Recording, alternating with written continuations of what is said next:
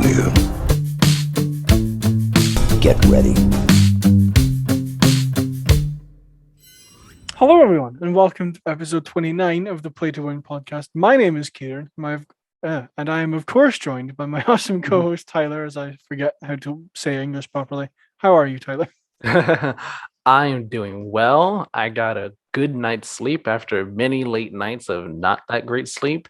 And yeah, Comic-Con was last week. That was fun. That was really great. Got some really cool stuff there. It was a good time. It's been a good week. It's been a busy week. Yeah. Nice. I've had quite a busy week myself between work and uni and a bunch of other things that I've been working on. Oh boy. But just as a reminder for everyone, you can find timestamps down in the description of this video. So if you want to jump about as to what we're talking about this week, if you're only interested in one topic, go and watch that. You can also find those in every podcast episode. But of course, you can also go to our website if you want to find timestamps. You can find our website at playtowingames.wordpress.com. You'll find every piece of content we publish is also put up over there, as well as on our YouTube channel, which you can subscribe to. And I'm trying to do segues as I go, but it's not really working out. You can just be natural. That's all you gotta do is be natural. Don't think about it too hard. Think about it too hard, then it just feels forced, and you're just like, what's the next thing? Yeah. You can subscribe to our YouTube channel while you're watching the podcast. We post videos every Monday and Friday. They're good. We would say so anyway. Yeah, they're pretty good over there. Yeah. They're fun videos. Sometimes they're reviews. Sometimes they're previews. Sometimes they are just our thoughts on things. We post all types of stuff over there. A lot of cool things. Exactly. So go subscribe to us. Exactly. We do good content here. Mm-hmm. Like last week, we put out 2 videos. Well, last week, as of when this video goes live, 2 cool videos came out. Kieran's Halo Infinite multiplayer preview dropped on Wednesday. My review of Kena Bridge of Spirits dropped on Friday. And then, the podcast, episode 28, came out on Monday. It was a busy week. It was a productive week over there on the channel. So yeah, go check all that stuff out. And if you want to read the written versions of the preview and the reviews, that's over on the site. So if you would prefer to read it instead of watching, head over to the site and you can just read the reviews and the previews. It's beautiful how it all works. It's really beautiful. Exactly. We got a whole ecosystem over here. Just go and check out all our stuff. It's great. Included in all our stuff is our Instagram and Twitter. You can go and follow those. If you want updates on the show and random stuff that we post. It's fun times. Mm-hmm. That's all our housekeeping stuff that we need to get through. But wait, did we say what the Twitter and Instagram are? Because I don't remember if we did. They are at Play to Win Game. See, look at that. There we go. Don't forget to follow us over there at Play to Win Game on Twitter and Instagram. This show is already kind of off the rails. And I wonder if that bodes well for the rest of the show, but let's get to it. Probably, yeah. So in the rest of the show, we are going to be talking about FIFA wanting a lot of money from EA, Nintendo sharing news on Animal Crossing and their new Nintendo Switch Online expansion pack, and the fact that Ghost Recon Frontline has already been delayed. Fun times over there at all these companies, specifically at Nintendo. Yeah. Yeah, other two not so much. But before we get to those, we do have some brief mentions to get through, which are rather light this week, so we should be able to get through them pretty quickly. First off, Microsoft has announced pre-order information for the Xbox Series X mini fridge. The fridge itself will be available in December. Pre-orders are starting on October 19th. It will be sold exclusively in Target in the US. The price is $99.99. $99.99. I was about to be like, why'd you say the 0.99? That's this isn't a math problem. What are we doing here? And in the UK, it will be $89.99 at Game. And will be sold exclusively there. If you want more information on the mini fridge, you can go to Xbox Wire. They put out a whole article about it. I might pre-order it. I kind of want one. I won't, but I can imagine you getting it and just popping it. If there was an outlet over here.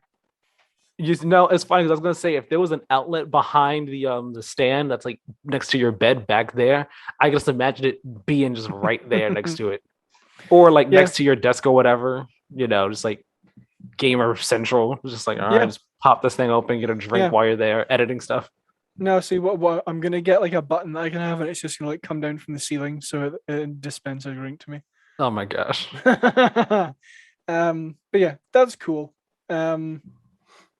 If you want a mini fridge, go to Xbox Wire. Dragon Age 4 will apparently exclusively be on the Xbox Series X and S, PS5, and PC. Will not be coming to previous gen consoles. I don't know why this is news. It shouldn't have been a surprise to anybody, but I guess we're at that stage where it's like, we need to say it that it's news at this point and be like, surprisingly, it's going to be on these consoles only. It's like, is it really a surprise? The game's probably coming out 2023 at the earliest. Like, I would not be surprised. Like, I don't expect any games to be cross-gen, any big games to be cross-gen at that point in time. No, absolutely not. I think cross-gen is going to end with, honestly, God of War. I think that's when we're going to start seeing like a whole lot more of them just like start going away, like from the big name games. Oh yeah. Speaking of big names, Call of Duty has announced a new anti-cheat system called Ricochet, which is awesome. It got hacked within a day. Well, not hacked. It got leaked. It got leaked within a day. Yeah. Because it's not officially out. It's coming out when the new season of Warzone and everything starts, if I'm correct. But it got leaked like a day later. Yeah. People are already messing around with it and stuff. So fun times and then not so fun times and all. But unfortunate. But remember though, Call of Duty, published by Activision, who is currently facing allegations involving sexual harassment, discrimination, pay disparity, all types of terrible, horrible things over there. So please do not forget that. They got this leaked and they're dealing with even more pressing important things over there that is more important than their anti-cheat system being leaked. So yes, you can head over to YouTube and watch a new trailer for Battlefield 2042's Hard Zone mode, which is Hazard Zone. Whoa, Hazard Zone. I thought it was. What did I say? You said hard. You said Hard Zone. Hard Zone. Well, the difficulty is yet to be confirmed, but you can go and watch a trailer for that. This episode is already someone else. It is. Yeah, you can go watch a trailer for Hazard Zone for Battlefield 2042, which is there like a battle royale-esque mode? It's not really a battle royale-esque mode. No. I've seen people compare it to like Escape from Tarkov, which I have not played, but I've seen people compare it to that in a sense. And I'm just like, okay, that's cool. I guess like you could say battle royale-esque in the sense that you have to extract, maybe, but I mean, again, I don't know if Tarkov has like an extract or like get out the zone type aspect to it. But I've seen people compare more so to that than battle royales.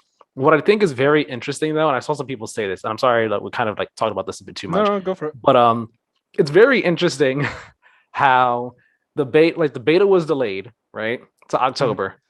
And this is the first time we are seeing this mode or hearing anything official about it. Like we all up to this point, we only knew the name. But this is the first time we're seeing anything of it. And we barely saw a gameplay in the trailer. It was one of DICE's, signature cinematic CG type trailers with some gameplay interspersed in it. And the game's supposed to be out in like a month. Like, as I kind of said, or I don't know if I did say this when we talked about playing the beta, but maybe the game should be delayed. I would not be surprised if Battlefield 2042 gets a last minute delay. And take the time you need if you need a delay, guys. Do not rush a game out just to make money. Please don't do that. Yep. I'm hoping that almost every developer on the planet has learned their lesson after Cyberpunk. Please. Switching to a game that has gotten overwhelmingly positive response to some previews that have happened recently, Forza Horizon 5. Sorry, correct yourself. Nope. Forza Horizon 5. There is no T in it. It's Forza. It is pronounced Forza, not Forza. The developers have done this as well. It is Forza. They have said it is Forza. You go listen to any video. They say Forza, not Forza. I'll correct you every time you say it. Early Forza Horizon 5 previews. Forza Horizon 5 previews. Are overwhelmingly positive. Everyone has nothing but praise from what I've seen about the game, which is meant to be out in about half a month, 2 weeks' time. Something like that, maybe 3 weeks or so. It's coming out soon. Yeah, November 5th for those of you who have pre-ordered the like car pass thing that they have, which I am going to do before it launches. So you will get access to it November 5th. The official launch date is November 9th. A new report on Avowed from Windows Central describes the game as undoubtedly Obsidian's take on the Elder Scrolls, which I thought was interesting, since everyone was like, "Oh, it's Elder Scrolls, it's Elder Scrolls," and then Phil Spencer in the interview was like, "It's kind of not Elder Scrolls," but then here we are back saying it's Elder Scrolls. Yeah, I read the report. I kind of don't remember much about it, but I think what I read was like, okay, that's cool. I'll get excited when I see it. Yeah, because it was kind of hard to put like imagine the concepts without actually seeing it, kind of sort of. Yeah. But especially since it's saying like it's their take on Elder Scrolls, it's like I need to see this to actually be excited about it. With that being the case, Yeah. I'm saying it won't be good. I'm just like I'll wait to get excited on that one. Yeah. Okay, last few here that I'm just going to rattle off real quick. Epic Games has finally acknowledged Among Us inspiration for Fortnite's imposter mode, which is good. Epic Games is considering making a Fortnite movie, which is bad, if you're of that opinion. And Disney has teased a new Star Wars video game announcement for December. What it will be, who knows? I've seen some people wonder, hey, is this going to be announcing the next Star Wars Jedi game?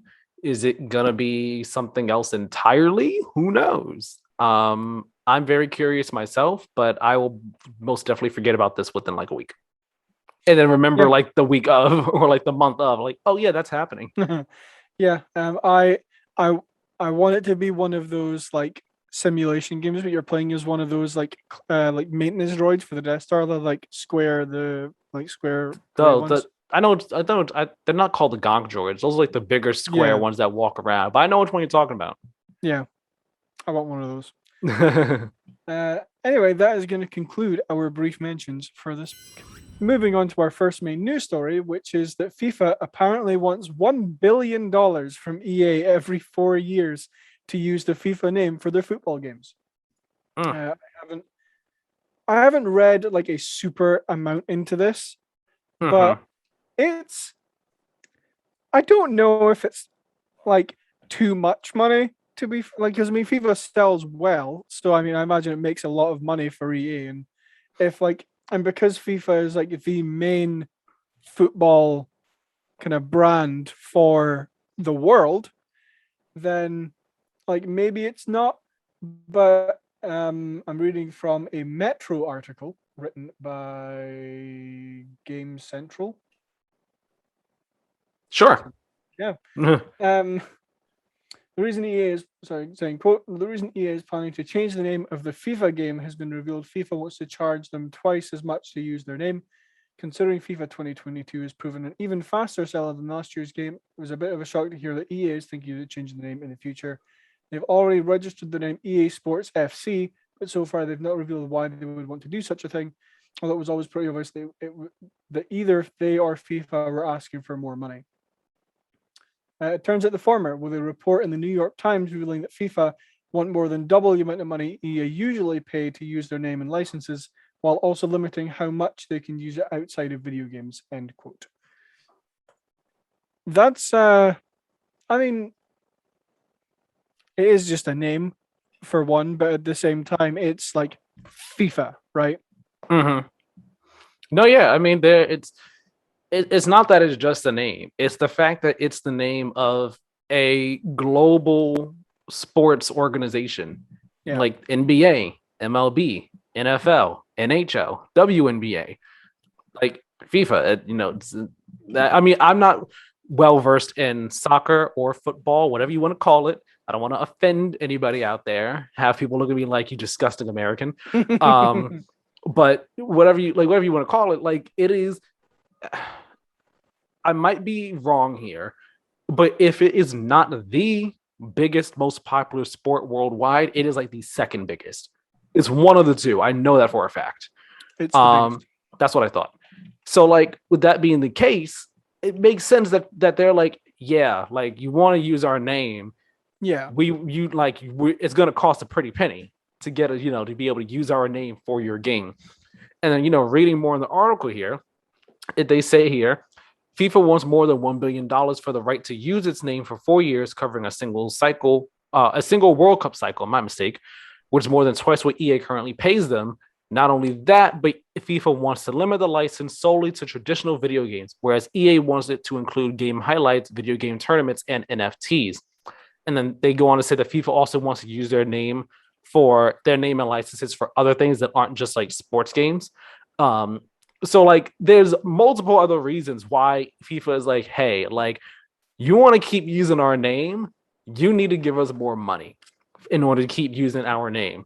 Especially when, as we said before, FIFA, the sports games from EA, they make bank. Like they sell a lot. And then aside from just selling a lot, they are like one of EA's biggest money makers in terms of like microtransactions because of I think FIFA Ultimate Team is just a giant money maker for EA. And like Ultimate Team has made its way into EA's other sports titles and stuff, if I'm correct. So it just makes sense that they're like, yeah, you're making a bunch of money off our name. We want more money for our name because we also want to do more things with our name. And we can charge, we can sit here and say, give us more money. We can sit here and say that because we have the clout and the power to do that. And if you don't want to give us more money, that's fine. Just don't use our name. Yep. And it looks like EA is saying, we probably don't want to do that. Actually, we don't want to do that. We will risk not having the FIFA name attached to our sports game if that means that we don't have to pay you more than $1 billion. Yeah. Sorry, I'm reading I'm not going to read anything much from this article, but this is kind of tied to it. That reading from a Eurogame article written by Matt Wales, that one of the reasons that this is happening is because FIFA has said, quote, that football gaming and esports must involve more than one party controlling and exploiting all rights, end quote. Which like makes sense, like EA has. I wouldn't even say just on. Actually, no, I would because it's 2K that makes all the other sports games. But EA definitely has a monopoly when it comes to football games. Because if you look at what's the other one? Is it Football Manager? There was PES. Konami had theirs PES, but they literally just changed the name of it from PES to eFootball or something like that. They just changed the name of it. But that was the other like big football game. But even that one wasn't like, I mean, as far as I know, wasn't as popular or well liked as the FIFA games in terms of, I guess, like quality or what have you. Yeah. Like, I mean, even like the most recent one, there's all these articles online about how the most recent one is just like a dumpster fire in terms of like performance and glitches and bugs and everything like that. Yeah. So, I mean, EA for a long time has had what I would say is a monopoly on football games because their FIFA games are the ones that, or is the one that everyone buys like every single year. That's like, because when you talk about games that are like sell extremely well every single year, I mean, probably the first one that come into my head is Call of Duty, but the second one would be FIFA. So it's Call of Duty, FIFA, Madden, NBA. Yeah. Those four are always some of the biggest sellers in any gaming year. When they come out that month, they are the biggest seller. Yeah, exactly. So it's fair that FIFA now want to charge EA more money to use their name. Charging them over double, I think would have to be a decision that I don't think they would have come to that decision like lightly and just like thrown out that number. It would have been like, okay, we're gonna sit down and look at how much FIFA sells each year, how much money EA has, I suppose, and how much like profit this generates, and then they'll come up with that number off of that. But kind of this isn't so much like what I wanted to talk about as more as like this first question I came up with here, which I think is a more interesting one, which is there a risk when developers want to license another IP from a third party, meaning like, FIFA, Star Wars, Indiana Jones, Yeah. And then kind of tacked onto that is, would we prefer more original IP over games in established franchises such as the ones I just mentioned? So what are your thoughts on that first part before we go any further? Well, I mean, the answer is undoubtedly yes. Like, I don't think anyone would argue that, that there's not a risk when developers like are licensing another IP from someone, because then you just have to deal with you have to depending on what the IP is and the IP holder, you have to work within their rules and regulations of what you can and cannot do with their IP. And you during the development process, you're kind of like in constant discussions back and forth with them of, Yeah, I want to do this. Can we do this? Can this character look like this? Can this character do this? Can this character say this? So on and so forth, and like trying to sell them on your vision for the game. I mean, with sports titles, it's a different story than with, yeah, any other game. Like with sports titles, again, I'm not a sports guy. I don't know all the ins and outs, but I know with sports titles, like the main thing is player names, player likenesses, appearances, official names for the teams and stuff like that. And like like those type of things is what you got to work with for the license holder for that. yeah, Whereas other things like you said with Star Wars, Indiana Jones, Harry Potter, Marvel, DC, whatever, it's like, all right, I want to use this character. Can I use this character? This is the story we want to tell. Are you cool with this being the story that we're going to tell with the characters? We want to do this with the characters. Can I have Batman's design look like this? Can Superman's design look like this? Can Spider-Man look like this? I want to tell a Star Wars story that is, I want to tell this Star Wars story in this time and like this time period. Can I do that? No, because we're doing these things in that time period right now. So you can't do that. Oh, okay. Well, can we do it in this time period and evolve these characters? Well, you can't evolve these characters because these characters are doing other things over there. So you can't do that. There are more hoops you have to jump through when you're licensing another IP from a third party. And then there's also the fact of the money involved. Like, all right, we want to use this IP for a game, and you might have like people, they might say, all right, you can only use, it's going to cost you this much to be able to use this IP or this character in your game. That's why, again, I'm going to bring it back to Smash. Smash is like, it's kind of a miracle you have as many characters as you do in that game, specifically the third party ones, because it's like, all right, you have to pay to use the character in your game, and then you have to work with the developers of the original game to say, all right, we have them looking like this. Are you cool with this look for them?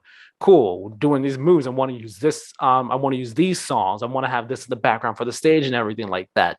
It's so many licensing things you have to go through.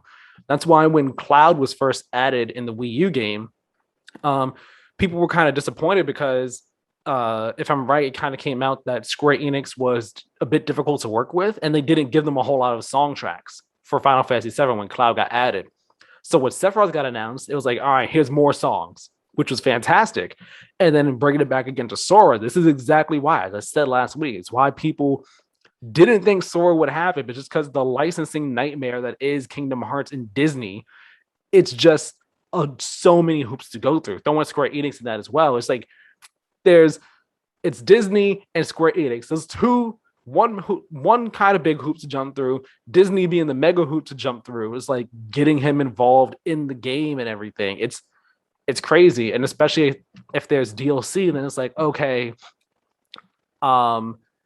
this is a DLC thing. Then I'm pretty sure the talks become, how much money are we paying to be able to sell this DLC, nonstop? Like, is it like, oh, you can have them, but you can only sell this for so X amount of time, or no, we want to be able to sell it indefinitely as long as this game is available. So that has to be part of the deal. And like we kind of said last week, if we did a Smash Ultimate port on the next Switch, whatever it is, or like, if we get a port, let me say that if we get a port that's like the complete edition with all the DLC included, is Sora part of that deal, or any of these DLC characters part of that deal? Were the deals to get them in this game, did that include, if we port Ultimate to another platform, all the characters can still be included in, can be brought over, even DLC characters. Like, it's things like that, because you're just working with another person's idea, another person's property. You got to play by their rules and work with them.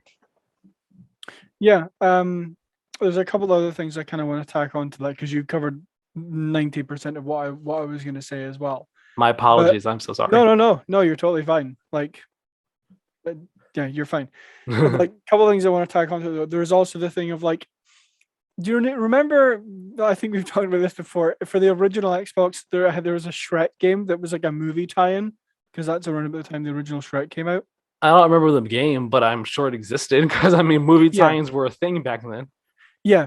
So then you have the thing, or like prime example, the new James Bond movie. If they had had a game like kind of set to release alongside that movie, and that movie got delayed and delayed and delayed and delayed. So it's like, they had originally only planned to make the game up until this date when the movie came out, and then some like support for afterwards would be with maybe a smaller team. And then because that movie got delayed and delayed, they then would have had to work on that game for far long, like fully work on that game for far longer than they had originally intended. Kind of like one point I can think of, and just a second, just as an example, take Jedi Fallen Order, right? If Respawn wanted to make a second game, and then Disney were like, okay, we'll charge you this much money for the first game, and they're like, okay, we'll pay that. So they make the first game, and then they want to make a second game because it sold so well, and then Disney might turn around and say, hey, that sold really well. How about we hike up the price we're going to charge you to use the Star Wars name and everything on the second game? And then Respawn are like, don't know if we can justify paying that for the second game. That like as another kind of risk involved. Well, I will say in that case, I don't know if it would come down to Respawn paying it. I'm pretty that would be an EA thing since EA owns Respawn. Yeah. But I also don't think I would like to think that Disney would not charge more for the license for Star Wars with Respawn because they saw how well it did and they saw how well received it was, and they would want another one. And hiking up the price in a way that could possibly deter EA from being like, yeah, we want to do another one, could step on their toes entirely. Be like, well, shot ourselves in the foot on that one. Can't get another sequel there. But I'm not saying that the conversation wouldn't be brought up of like, yeah, we want to like raise the price a bit more or anything like that. Yeah, I was more so just using that as a hypothetical example as to, like, I mean, you could even talk about it with like, Sora and Smash if, Square or like if they make a port to another game and Sora wasn't included in that deal, and then there's a number of different discussions on that. But moving on to kind of the second part, I think, I think we would maybe both agree yes. I mean, I could go back and forth on it, to be honest. Yeah. Because I mean, it's not like we have a whole lot of games and established franchises. Let me rephrase that. Let me say that a different way. It's not like we have a lot of games in a broad number of franchises. Yeah. We have games today. We have games in the Star Wars franchise. We're getting a game in the Avatar one. We're getting a game in Indiana Jones, but Indiana Jones has not had a game in at least a decade. Avatar has not had a game in at least a decade. We're getting a Harry Potter game, but we haven't had one in a decade, if I'm correct.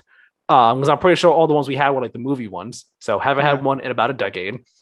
We're in the superhero boom, so we're getting, a bunch of Marvel games right now, but we weren't getting I guess arguably maybe we were getting a fair amount of Marvel games prior to 2018's Spider-Man. Maybe. It's hard for me to remember. But before that, it was really just Batman. We had the Batman boom for quite a bit of time. Before that, it was more so just superhero movie tie-in games in terms of superhero games. Yeah. There was DC Universe Online. There was, let me see, we've had the Ultimate Alliance. That's what I was about to say. Ultimate Alliance. We had those games, but even then, like the second one for that came out in I think it was like the beginning of the 360 PS3 generation. So after that, the only Marvel games that we really had were the movie tie-in ones, and those were only up until Captain America. After that, there were no movie tie-in ones. There was the Avengers game that was in development, but that one got canceled.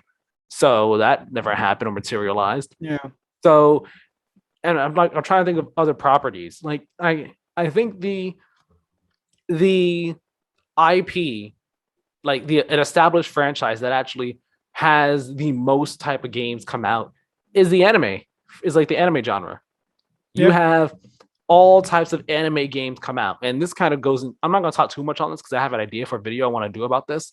But there are all types of anime games that get put out for, for all the different series. But, outside of that, it's, there's what you get an alien game maybe once every couple years. Maybe it's good, maybe it's not. You get a Terminator game, not good. Here you go. We don't talk about this. Yeah, like it's not that. I think it's more so that the games that we get from established franchises, it tends to be the same franchises, and it has been the same franchises for quite a while now. It hasn't been like a broad range of franchises that have been like making big waves. And we're seeing more start to come in. I mean, I forgot Star Wars, in recent years, there was the Old Republic, the MMO, and then the Battlefront games, which mixed reception there, and then Fallen Order. Yeah. And then of course there's always mobile stuff going on. That's a different story entirely. But yeah, I think it's more so that there's just many games from the same franchises and not a broadening of like the horizons or like a broad suite of franchises that are getting games made, if you follow. Yeah.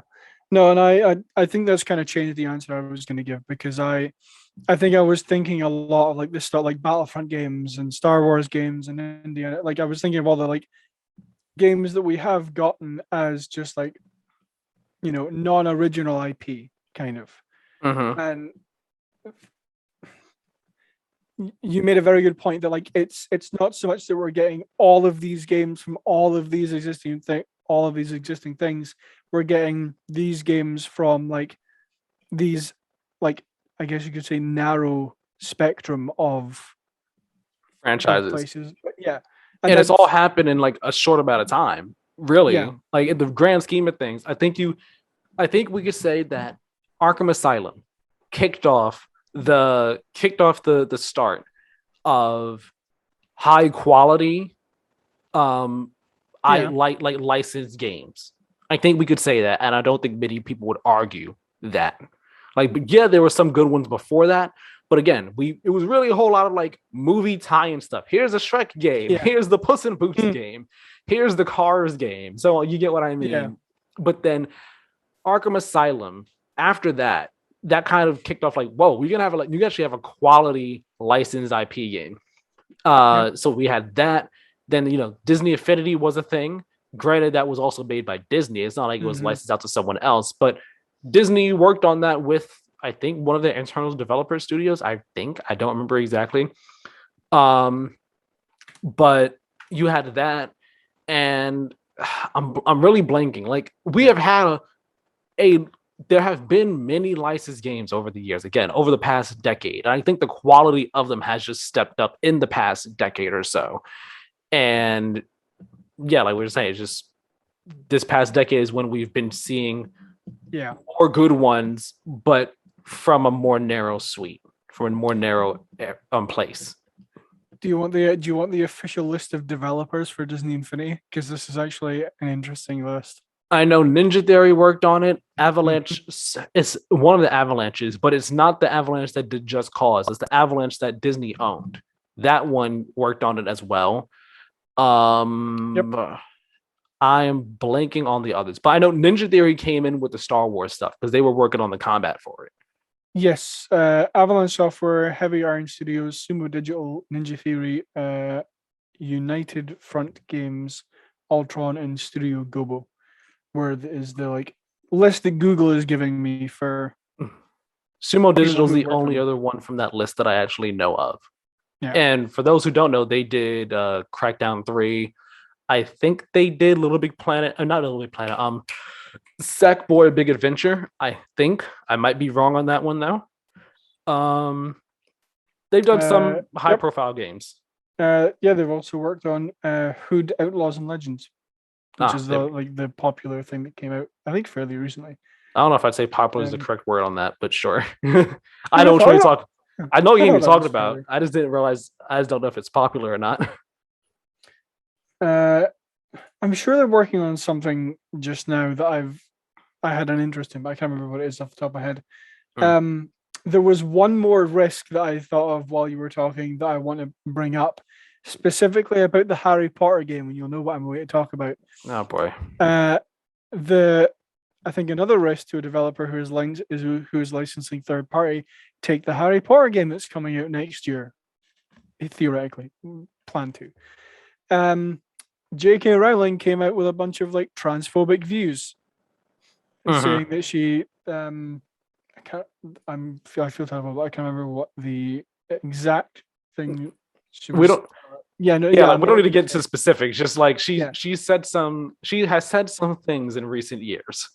Yeah, that has rubbed a lot of people the wrong way. Yeah, which I imagine in some way is probably going to negatively impact the sales of Hogwarts Legacy. Because I still see comments on Facebook, because I can't remember who posted it, but there was like a picture I saw of like upcoming games in the next like year and a half on, I think it was Logitech actually who posted it on Facebook. They had like a picture of like some upcoming games, and then like the comment section was just like, oh, why does anyone care about Hogwarts Legacy after that blank J.K. Rowling had anything to do with it? So it's another risk when you work with somebody who made the original IP or the original franchise. Yeah, like when you're working with something that like the original creator is like has no involvement in, aside from like it existing in their universe, but it's just like, hey, we kind of don't like that person, so we don't like the game. That gets into a whole nother discussion and all. I'm sure that game is still going to sell very well though, because I imagine the vast majority of people who see that game, they're gonna be like, oh cool, Harry Potter game, I want to play that. They're not gonna know anything about what's going, like about the behind the scenes on J.K. Rowling, and they're probably not gonna care. They'll be like, oh, it's Harry Potter, I want to play in the Harry Potter world, so that's what I'm gonna do. Yeah, exactly. I'm sorry, I'm adjusting my position to be more comfortable. You're fine. Don't need to apologize to me. But yeah, I think that's all the stuff that we're going to talk about with the FIFA stuff. Unless you have any final thoughts. Well, I mean, I don't even know if I really answered the question, because I had the question about will we prefer more original, because that's what I went off as, like, well, I don't know if there's like more. Yeah. I mean, at the end of the day, like original ideas are always great and everything. Yeah. I just also enjoy getting games in like established franchises that I like and everything like that. Yeah. As long as I just think that as long as we're still getting cool original IP, coming out and stuff, which is always going to happen. Like there's never going to be an end to like original IP as opposed to licensed games. If anything, there's way more of it than licensed games, and there always will be more of it than licensed games. Again, licensed games, as we already said, a lot of money involved in that. A lot of hoops you got to walk through and stuff, and working with people and everything like that is more involved than just making your own idea. And the only person you got to answer to is yourself and the parent company of the parent company that owns you. That's it. So yeah, I don't know if I'd say I prefer more original IP over licensed games, but I like them both, and we're gonna keep getting like a steady influx of both, so we're good. Yeah, I actually don't know if I answered this question either, since we started talking about it. But I think I would say, just as somebody who enjoys original IP more than like sequels, or well, I don't say more than sequels, but more than like any other type of game. Yes, I would like to see more original IP rather than just either relying on established franchises or established IP. Yeah, that's just me. Moving swiftly on to the Animal Crossing, to some Nintendo news. We have the Animal Crossing Direct recap, which happened a couple of days ago, I think. That happened yesterday. Time flies. End of the week, Friday, and this was a very welcome surprise. The Direct itself was a surprise. We knew it was happening. The contents of the Direct, past Brewster, was a very welcome surprise. Yes, so all the information that I'm going to give you is taken from a CNET article written by Kevin Knesvik. I think Well, hope I said that right. Nope, stay in the orientation you were in. New Horizons 2.0, the final free update, will release on November 5th and will add Brewster and his cafe, The Roost, to the second floor of the museum.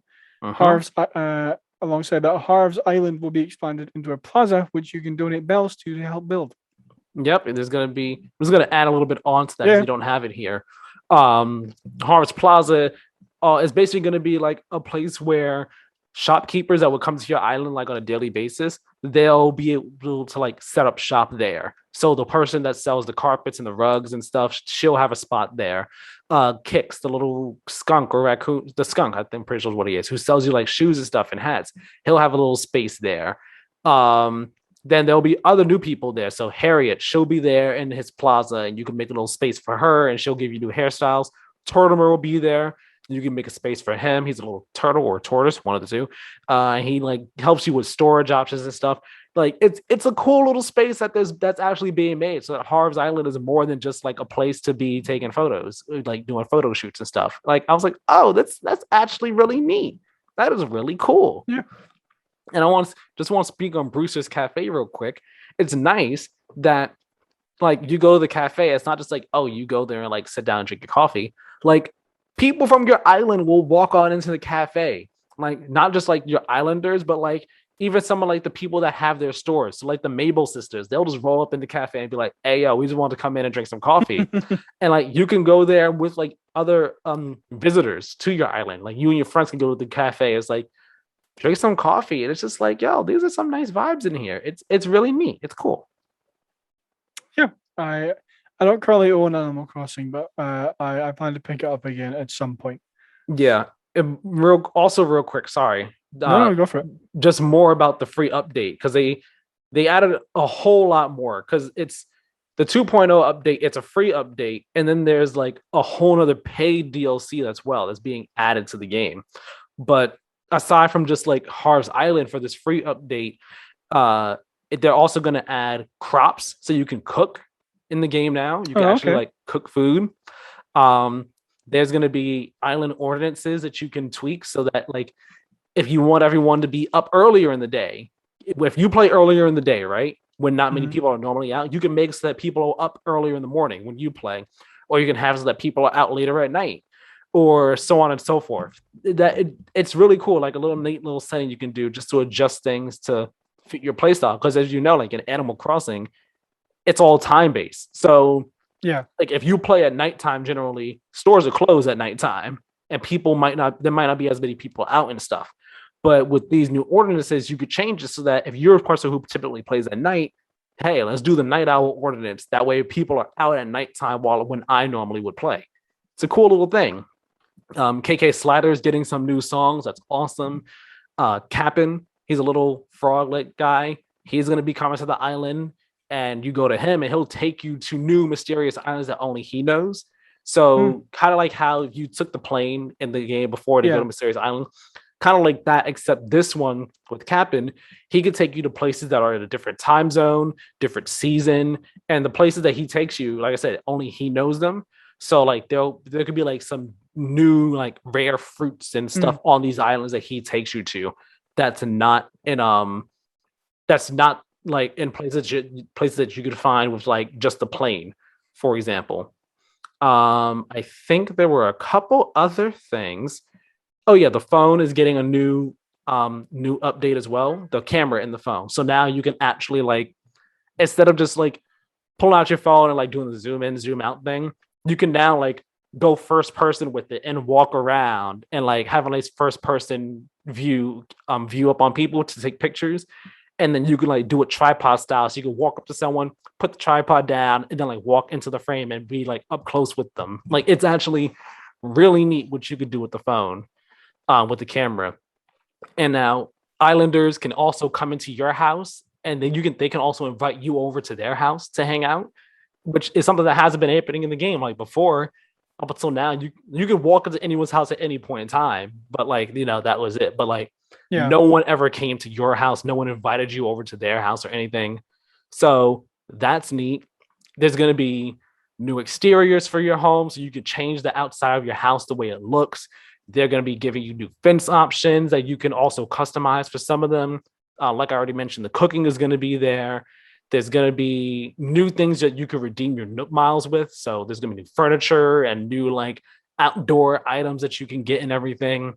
You're going to be able to increase your storage up to 500, no, not 500, 5,000, up from the 2,400 it's currently at, I think.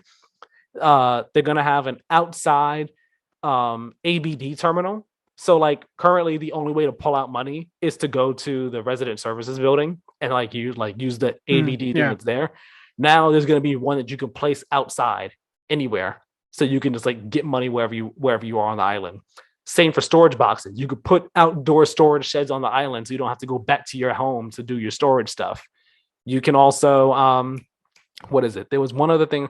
Oh yeah. Ladders. They're adding like ladder things now that like you can place down on your island, and it's a permanent ladder at a place. So you don't have to constantly pull out your ladder to go up things. You can just like, I want to place the ladder here. That way I can, it's like, a nice little quality of life thing. KK Slide's getting new songs, gyroids are coming back to the game, new gestures and hairstyles are coming. You can customize the ceiling in your home with the lights and other things. It's cool. It's very, very cool. And here's the crazy thing. That's just the free update. Yeah. That is just the free update. And they covered everything in the free update. And like the whole presentation was 20 minutes. They covered everything in the free update in like 15 minutes. And I was like, that is a lot. But there's 5 minutes left. What do you got for me in these final 5 minutes? And then they talked about this next thing that you're going to mention here. Yeah, the Happy Home Paradise paid DLC is launching alongside the 2.0 expansion coming on November 5th. This expansion allows you to build dream holiday homes for characters based on their requests, and will apparently be similar to the 3DS game Happy Home Designer.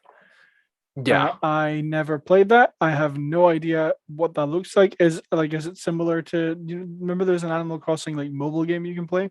There is. I have not played either one, but I'm pretty sure that the mobile game is nothing like the Happy Home Designer game. Okay. So here's the thing. Again, I've never played Animal Crossing before this one, right? And I loved this one, but after a bit, I kind of fell off on it. Kind of didn't really play it anymore. I haven't played it since January. This is my birthday, to be honest. But the free update, everything in the free update, I was like, okay, this is cool. This is exciting stuff. Might give me jump back in for a bit. But the Happy Home Paradise, it's $25 expansion DLC. The Happy Home Paradise is what will get people to stick around for way longer. Because what it is you fly from your island to this archipelago, right? And basically, you're making summer resort homes, in a sense. Not summer resort homes, basically vacation homes.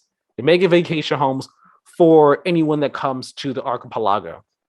And you like people come there, you talk with them, you see what their dreams are, what their dream home is that they're thinking of, and you help make it a reality. So you you pick an island in the archipelago to place their home, right? You're like, all right, so your home's gonna be on this one.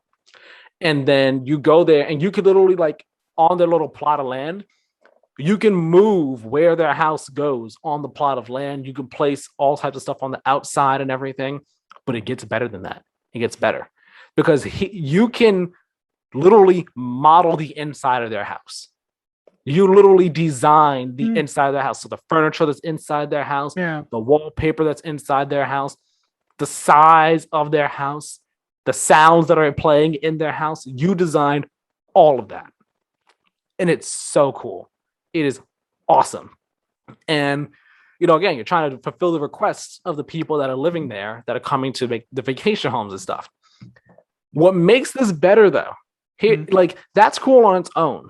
Where it gets even better is the fact that everything that you do here, it adds new furniture and stuff and so on and so forth. It's not just like working with the existing furniture. Doing this as you work with more people, you unlock new furniture and new techniques and so on and so forth. Everything that you get from this can also be done and used on your island, in your home, and in your villagers' homes. So you can remodel your own village's homes. And that's where it gets really cool. Because like some of the things they show, like you can literally put partitions in your homes now. So you can like have like a partition, and if you want to have like your kitchen and your living room in the same space, but partition them off in a sense, like an actual apartment or something, you can do that. And if on the on the archipelago and the vacation homes, you can have two people live in the same home and just section off, like partition off their like both their bedrooms and stuff. Yeah. It's like when you throw all the features Happy Home Paradise is adding into all the new things that are being added with the 2.0 update, and how you can now do all of this, not just there, but also with your own home and your own villagers, like it opens up the possibilities. The possibilities really just get blown out of proportions in terms of, all right, I want to redesign my island now. I want to redesign this person's home. I want to redesign my home like this, and so on and so forth. And I'm telling you, like I'm gonna get this for sure. And this is gonna bring me back into the game. I'm sure it's gonna bring a lot of people back into the game. And it's significantly gonna like extend the life of this game and the replayability of it for a lot of people and for quite some time. Like I'm so confident of that. Is it gonna be one of those things where like it's like you're just indefinitely like satisfied? Of course not. After a bit of time, I'm sure people are gonna be like, all right, no, I'm kind of I've had my fun with it, I'm done. But I'm sure it's gonna like, for the people who take their time with Animal Crossing, it will provide like a couple like months of entertainment and enjoyment and fun. For those who like to literally burn through Animal Crossing and like dedicate hundreds of hours in like a month's time, maybe not for them. Maybe they'll burn out in like 2 months or so. But for anyone else who like takes their time, this is just gonna be like, this is beautiful. This is so beautiful what it's adding here. Yeah, because like out of all of the games that are like designed to keep people playing for as long as they possibly can, Animal Crossing is definitely one of like the best ones. I'm planning on getting my sister a Switch Lite for Christmas, so nice. with Animal Crossing, so I might pick this update up for her as well. Nice. When I get that, but because I was gonna get her a regular Switch, she's like, "No, I want the yellow one." I'm like, "Oh, okay." Well, wait, you don't want? Well, I guess if she wants the light, get the light. But what about the OLED? I love her, but not that. No, I'm kidding. Super kidding. Want to make that clear. No, she doesn't have like a TV in her room. My Switch dock is on the TV in the living room anyway. So I don't think she would get the benefit of the OLED. The benefit of the OLED is the OLED screen. Well, yeah, but like, what do you mean she want to get the benefit of it? The benefit is the screen. The light though. No, like her favorite color is yellow. She has looked at all of them and is like, I want the yellow one. No, definitely. Yeah, if that's what she wants, that's what she wants. I would just like, oh wait, like there's also the OLED with the bigger screen and the bigger and better screen, as an option. Yeah, no, like I don't know, maybe. We'll see. Whatever. I mean, I guess maybe just like slyly bring it up, like, oh yeah, have you seen this new Switch that they just came out with? Yeah. Just like bring it up like that. That way it's like, that way you're not like implying to her I'm getting it. It's like, oh yeah, have you seen this? It's cool, right? And just like see her thoughts, and whatever her thoughts are on it, then you move from there. Yeah, maybe. This took a turn into a conversation I didn't expect to have, to be perfectly honest with you. But I mean, I did want to jump off of something you said. Yeah. That being, how Animal Crossing, it's a game that like for people to play for, time and time on end, so on and so forth. Going off of that, this is where we start to kind of get into the negative with this Animal Crossing Nintendo news. That being that both the free update and Happy Home Paradise are the final things coming to the game. Yeah. These are the final major additions coming to the game. And that is a bummer. That's a bummer. Because during the presentation, they had initially said, after they said the free update, they said this free update, the 2.0, will be the final free update coming to the game. And then we were like, okay, And then they announced the Happy Home Paradise. And they're like, cool. They said that. They announced Happy Home Paradise. And they didn't say anything else. So it's like, okay, cool. So we're going to be getting more paid DLC after this. The Happy Home is just the first one. And after the presentations, when it came out that, no. Both of these are the final things coming to the game. And it's like, after basically a year of silence, it's also after a year of silence, we're getting such a substantial update with the free update and the paid DLC. That's awesome. It's fantastic. But with how big Animal Crossing New Horizons has been, how successful it has been, you would think that Nintendo would be like, yeah, let's put out like a new paid DLC like once a year or something like that adds like, a bunch of new stuff to do to the game. Let's do like 3 of them. So we do this one, then we'll do another one for next year, 2022, then one more in 2023. Like that'll be the final big paid DLC, right? You would think that'd be the plan to, extend the life of this game a bit longer, help it sell more and stuff. But nah, just one major update, one major DLC. Go. Don't ask us for anything else ever again. We don't say we didn't do anything for you guys. It's just like, Nintendo makes such great games, but they make such weird decisions that I can never understand sometimes. And this is just like the first decision in a direct that had like 2 very weird decisions in it. One I could kind of understand. This one I just don't understand. That is literally a bummer. Like it's genuinely a bummer that we're not getting any like more expansions, any new additions to the game after this. Because like Animal Crossing New Horizons, it's again, like I said, it's such a popular game. There's so much you can do with it. In terms of like this, the possibilities of where you can go are like really, I don't want to say endless, but there's a lot of places you can go with it. So like we have this, that's cool. But as someone said on Twitter as well, minor thing, how can you still not like make multiples of things at the same time? How could you still not do like build from your storage? That should be part of the update as well, but it's not. But like it'd be nice if we got another like a major expansion or 2 after this. It would be really nice if we did, just to extend the life of Animal Crossing. Because like I said, a couple months after Happy Home Paradise comes out, the same conversation is going to start up again of Animal Crossing is dead. I want more Animal Crossing. Let's get us some more. And Nintendo's just like, you got what you got. Now be happy. you got what more. What do you? You got what you got. You get nothing. Good day, sir. I mean, it does seem weird considering this game launched like a year. Well, by the time this DLC comes out, about a year and 8 months ago, and considering the success of it, like you say, I find it very weird that they aren't going to capitalize on that as much as possible, considering how many people own Animal Crossing and how many people would like, regardless of what it is, like, because Animal Crossing is such this like cultural phenomenon, because it's Animal Crossing. You could throw out literally, we're adding a field to the game for $20 and people will be like, I need it. Give me it right now. Give me that field. So like, I'm surprised they're not capitalizing on it more. Do you think they make another Animal Crossing game and release it like a year later, 2 years later? What do you mean, like a year or 2 after New Horizons? Well, like a year. I mean, after this DLC. That's what I meant.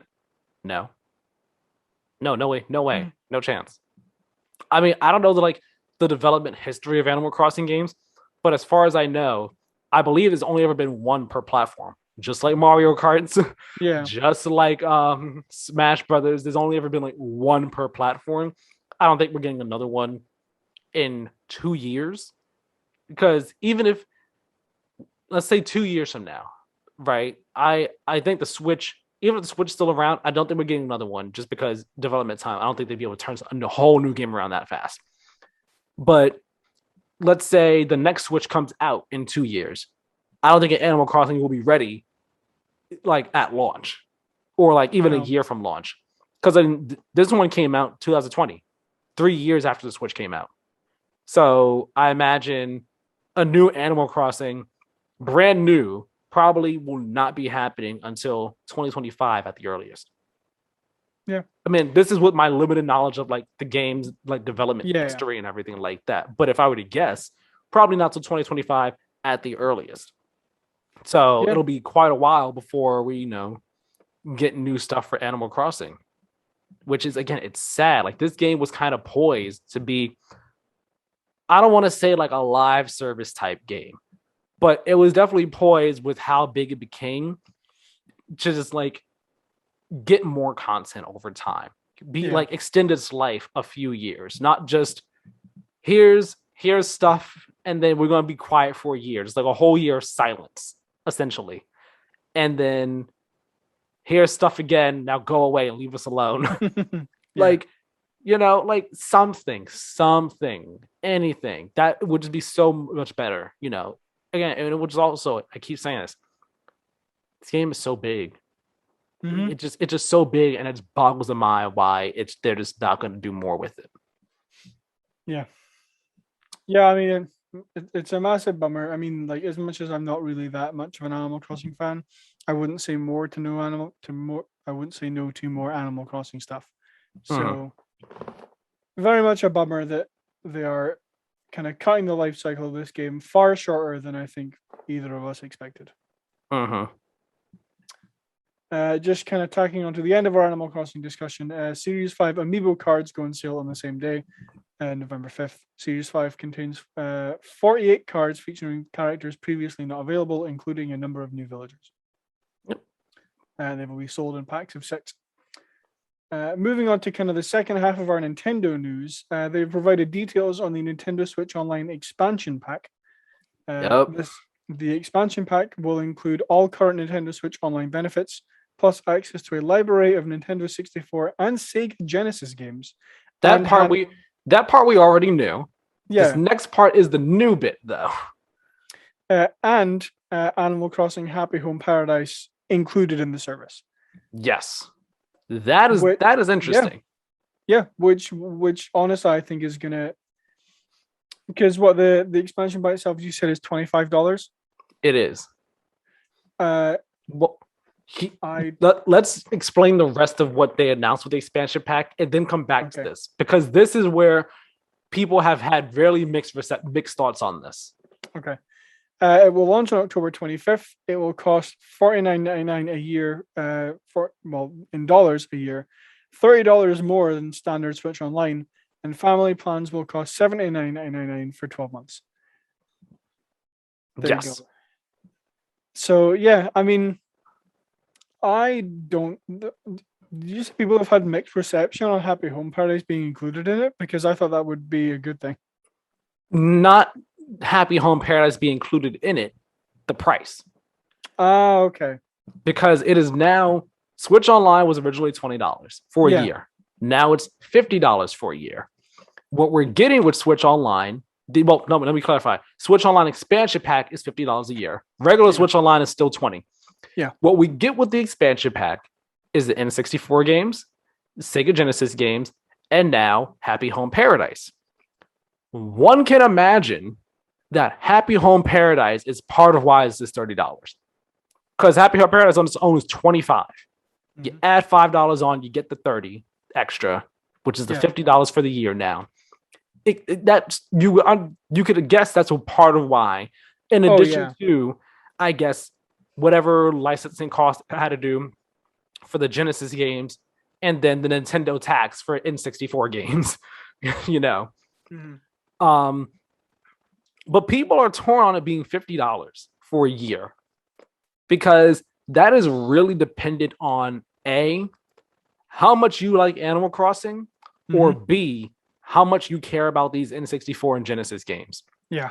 If you don't care, if you care about one but not the other, the $50 could be seen as not worth it. If you care about neither, the $50 is super not worth it. Yeah.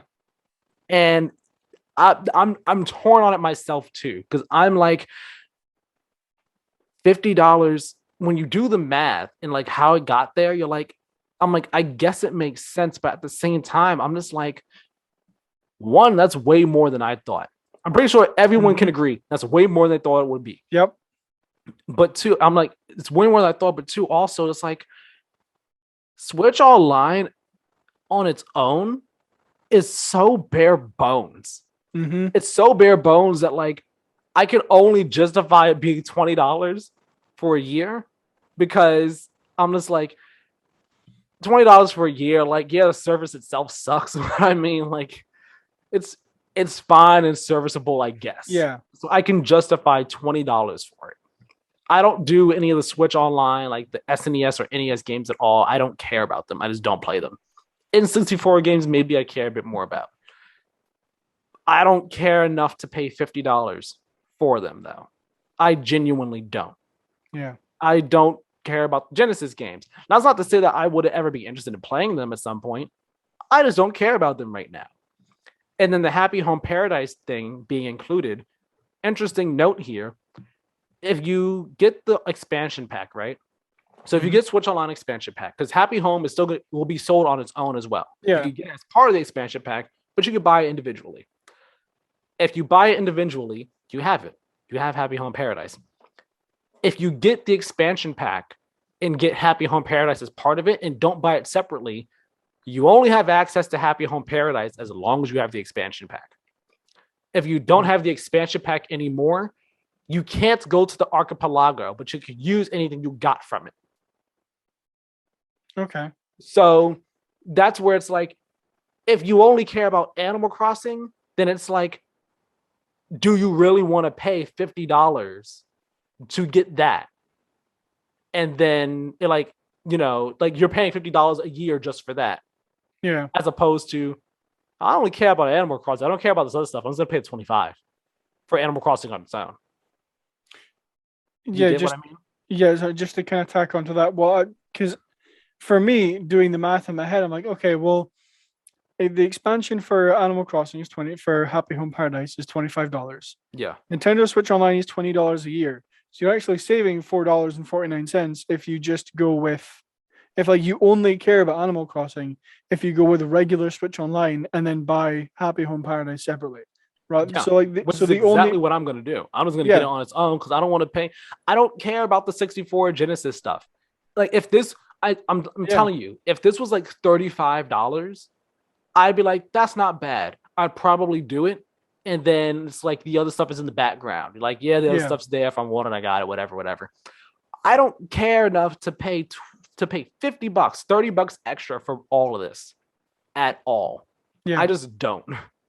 It's not worth it, especially when Nintendo's not making the service any better. They're not improving internet. They're not, adding voice chat. They're not making any of the services actually better or improving on what Switch Online is. You're adding the N64 and Genesis games and putting this in there, and now it's $50. It's like, if they did more to the actual online service, maybe it'd be worth it. But as it is, it's not worth it for me. But I've seen some people that are like, oh yeah, I want to play a 64 game, so I'm going to do it. Yeah. The Nintendo nostalgia is just eating them up. They're like, yeah, Nintendo makes stupid decisions, and I hate this, but I'm going to buy it anyway. Because I like Nintendo. It's just like, you're the person. You're the very person that you complain about, and you know it. Yeah. There are like, Nintendo have like a very like select group of their fan base who are like Nintendo are selling water to an ocean, where like no matter what they put out, they will buy it. So like not like, again, not to say that's a bad thing. Like if you enjoy the things that Nintendo put out, you find value in them, then don't let anyone tell you that like, I can't believe you bought that for $50 a year. That's it's like, if you found value in it, then why? Or why should you care what anyone else thinks, is what I meant to say. As someone who doesn't subscribe to Switch Online anyway, because I think it's not that great, to put it politely, I'm definitely not interested in this. I genuinely thought this service would be no more than $30 a year. And like you say, I think a big part of this like very steep increase is Happy Home Paradise. Yeah, and now I have seen some people wonder. I've seen some people posit, adding Happy Home Paradise here. This thing is called expansion pack. Mm-hmm. Do they plan to add more like game expansions to the expansion pack? Because if so, then that would increase the value of this $50 and actually make it worth it. Yeah. As it stands right now, Happy Home Paradise is the only one there. But if they plan to add more in the future, that could add value too. Or even if currently right now, if they said also as part of this, in addition to Happy Home, the DLC for Breath of the Wild will be here. The DLC, the Fighters Pass for Smash Ultimate, both 1 and 2 will be in here. And let's say the DLC for, I don't know, Hyrule Warriors. I just don't know another game. Let's say that they said the DLC for Hyrule Warriors was also going to be as part of this. And then expansion packs for select future games would be part of this. Then that would actually make that $50 a year worth it. Because then you're getting 100%. All these DLCs bundled in. It's just like, wow, that's actually good value. But right now, it's like just the one. And it's the one for a game that, while very popular, is also still more niche than Breath of the Wild or Smash Brothers. You get what I mean? Oh, yeah. Those games are have way more wider appeal than Animal Crossing, which is more of a, slice of life type, take your time, live your life game and all like that. If those DLCs were in this, we wouldn't be having this conversation of, is this $50 worth it at all? So it remains to be seen if they add more expansions to this. If they really don't, and Animal Crossing is the only one, which this is Nintendo would very well do that. They would be like, oh yeah, Animal Crossing is the only one in it. You gonna add more expansion packs? No. But why? No. No. We're not doing it. Animal Crossing will be the one. It's weird. But we gotta wait and see. Maybe they will. And that would definitely make this better. And it would kind of help the name as well, like kind of fit the name too. Mm-hmm. But it's weird. It's weird. Like seeing, I don't mean to be like rag on Nintendo fans, but seeing the mental gymnastics that people do to justify the stuff Nintendo does is really weird to me. Like I saw someone, I'm not gonna say their names because I don't want to like throw names out there, but I saw someone say like the cost per month for I think the $50 per year, I think, or the family plan, like the cost per month is less than that you pay for a cup of coffee at Starbucks. It's like, and I don't care.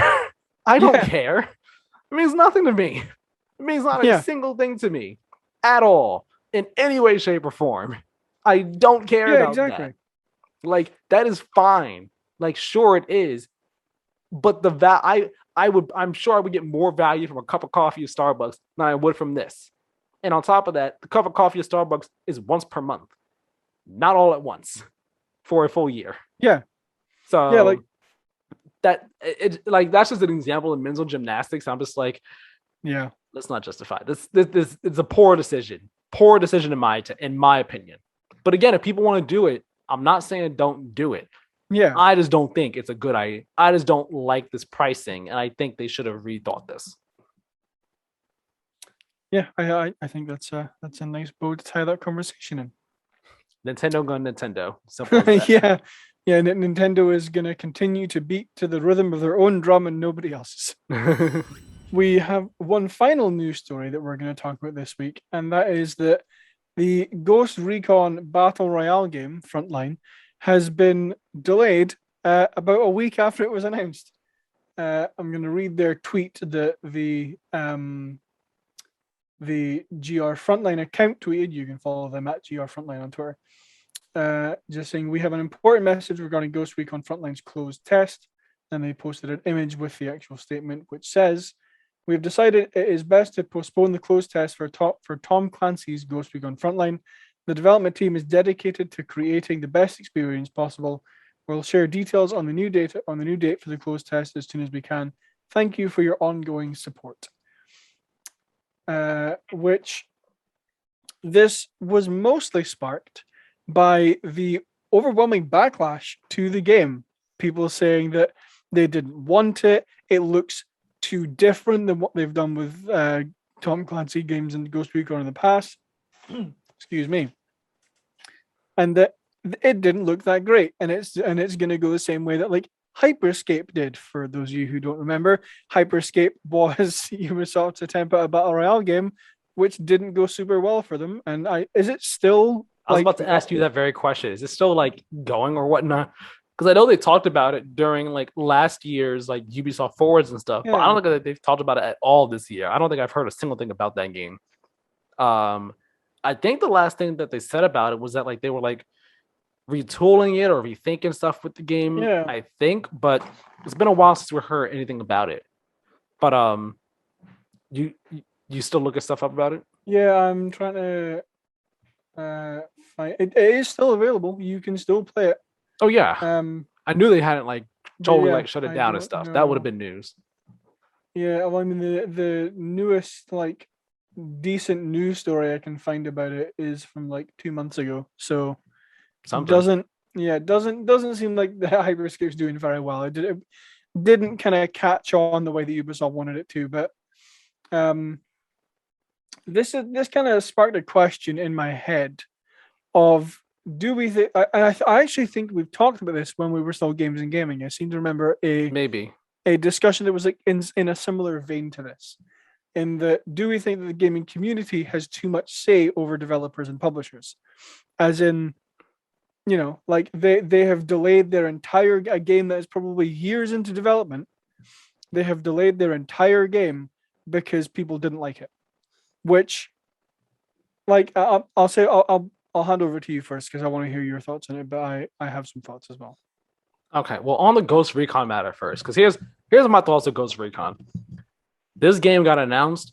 I don't know if they had a trailer for it. They probably did. I didn't watch the trailer. I saw the headline. I didn't read the article for the headline until I was putting together the doc last week, because I saw the headline. I was like, I don't care. I was like, I saw it said Ghost Recon Frontline Battle Royale. I don't care. This is not. I was like, this isn't what I want from that franchise. This is not what anyone wants from that franchise.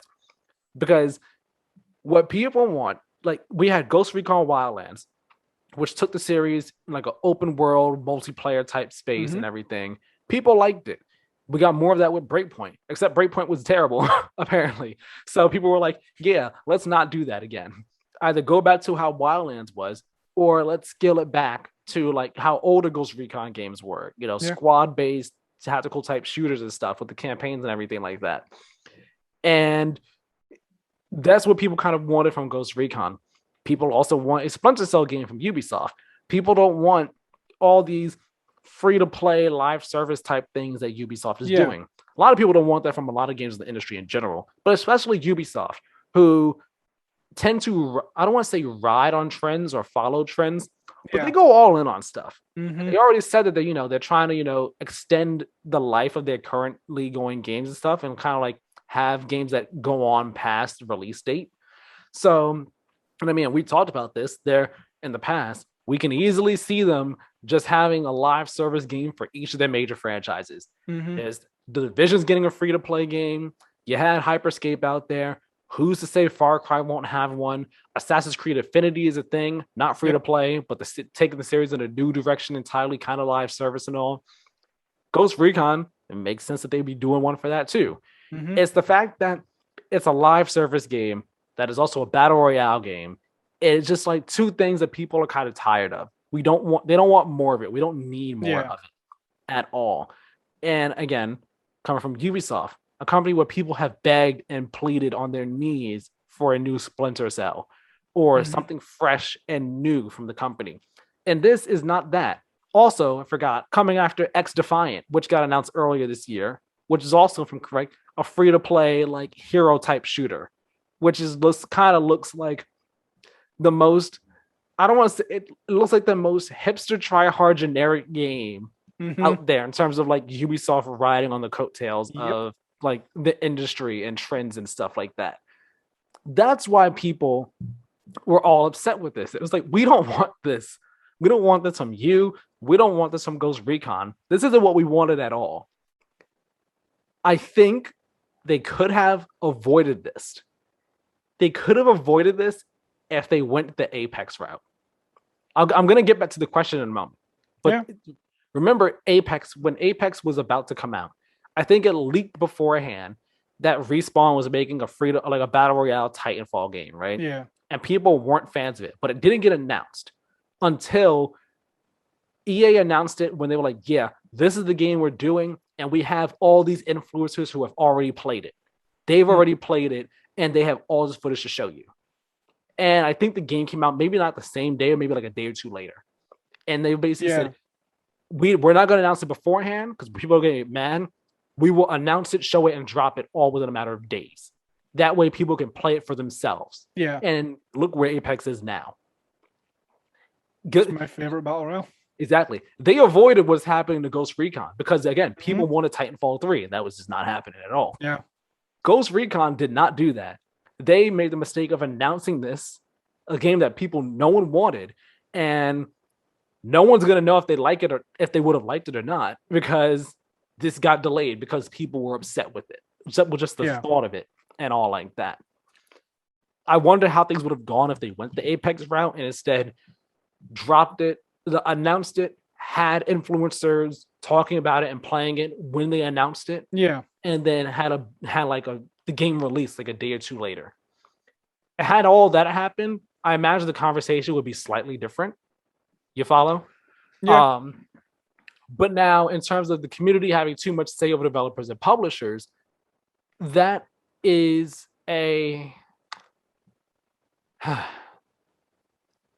it's a complicated question. Yeah. Because that's why I put it here. I have been okay. It goes.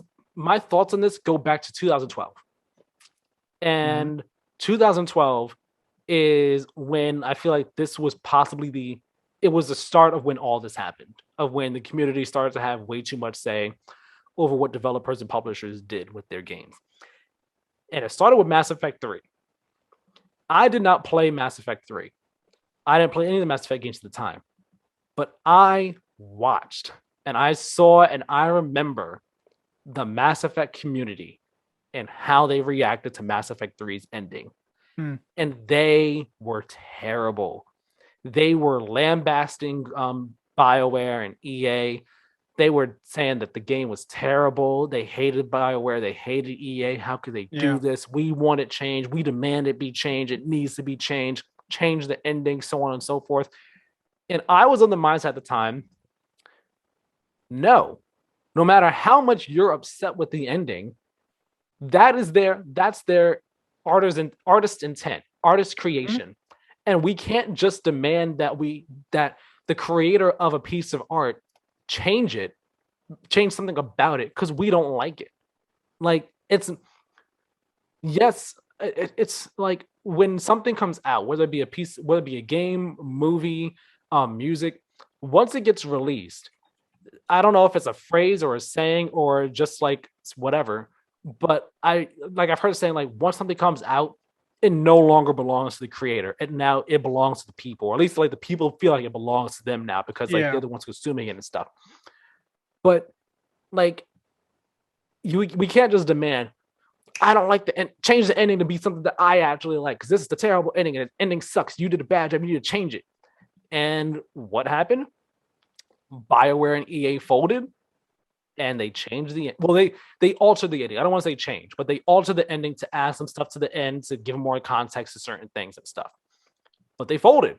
They gave in to the community, to the gaming community, just like all their anger and their demands, and changed the ending. And what happened? That was the start. And that showed the gaming community that if you complain enough, you can get your developers to do what you want. And I'm not saying in terms of like this needs to be nerfed or patched or whatever, like changing fundamental things about your game. Like if we complain enough, we can get that to happen.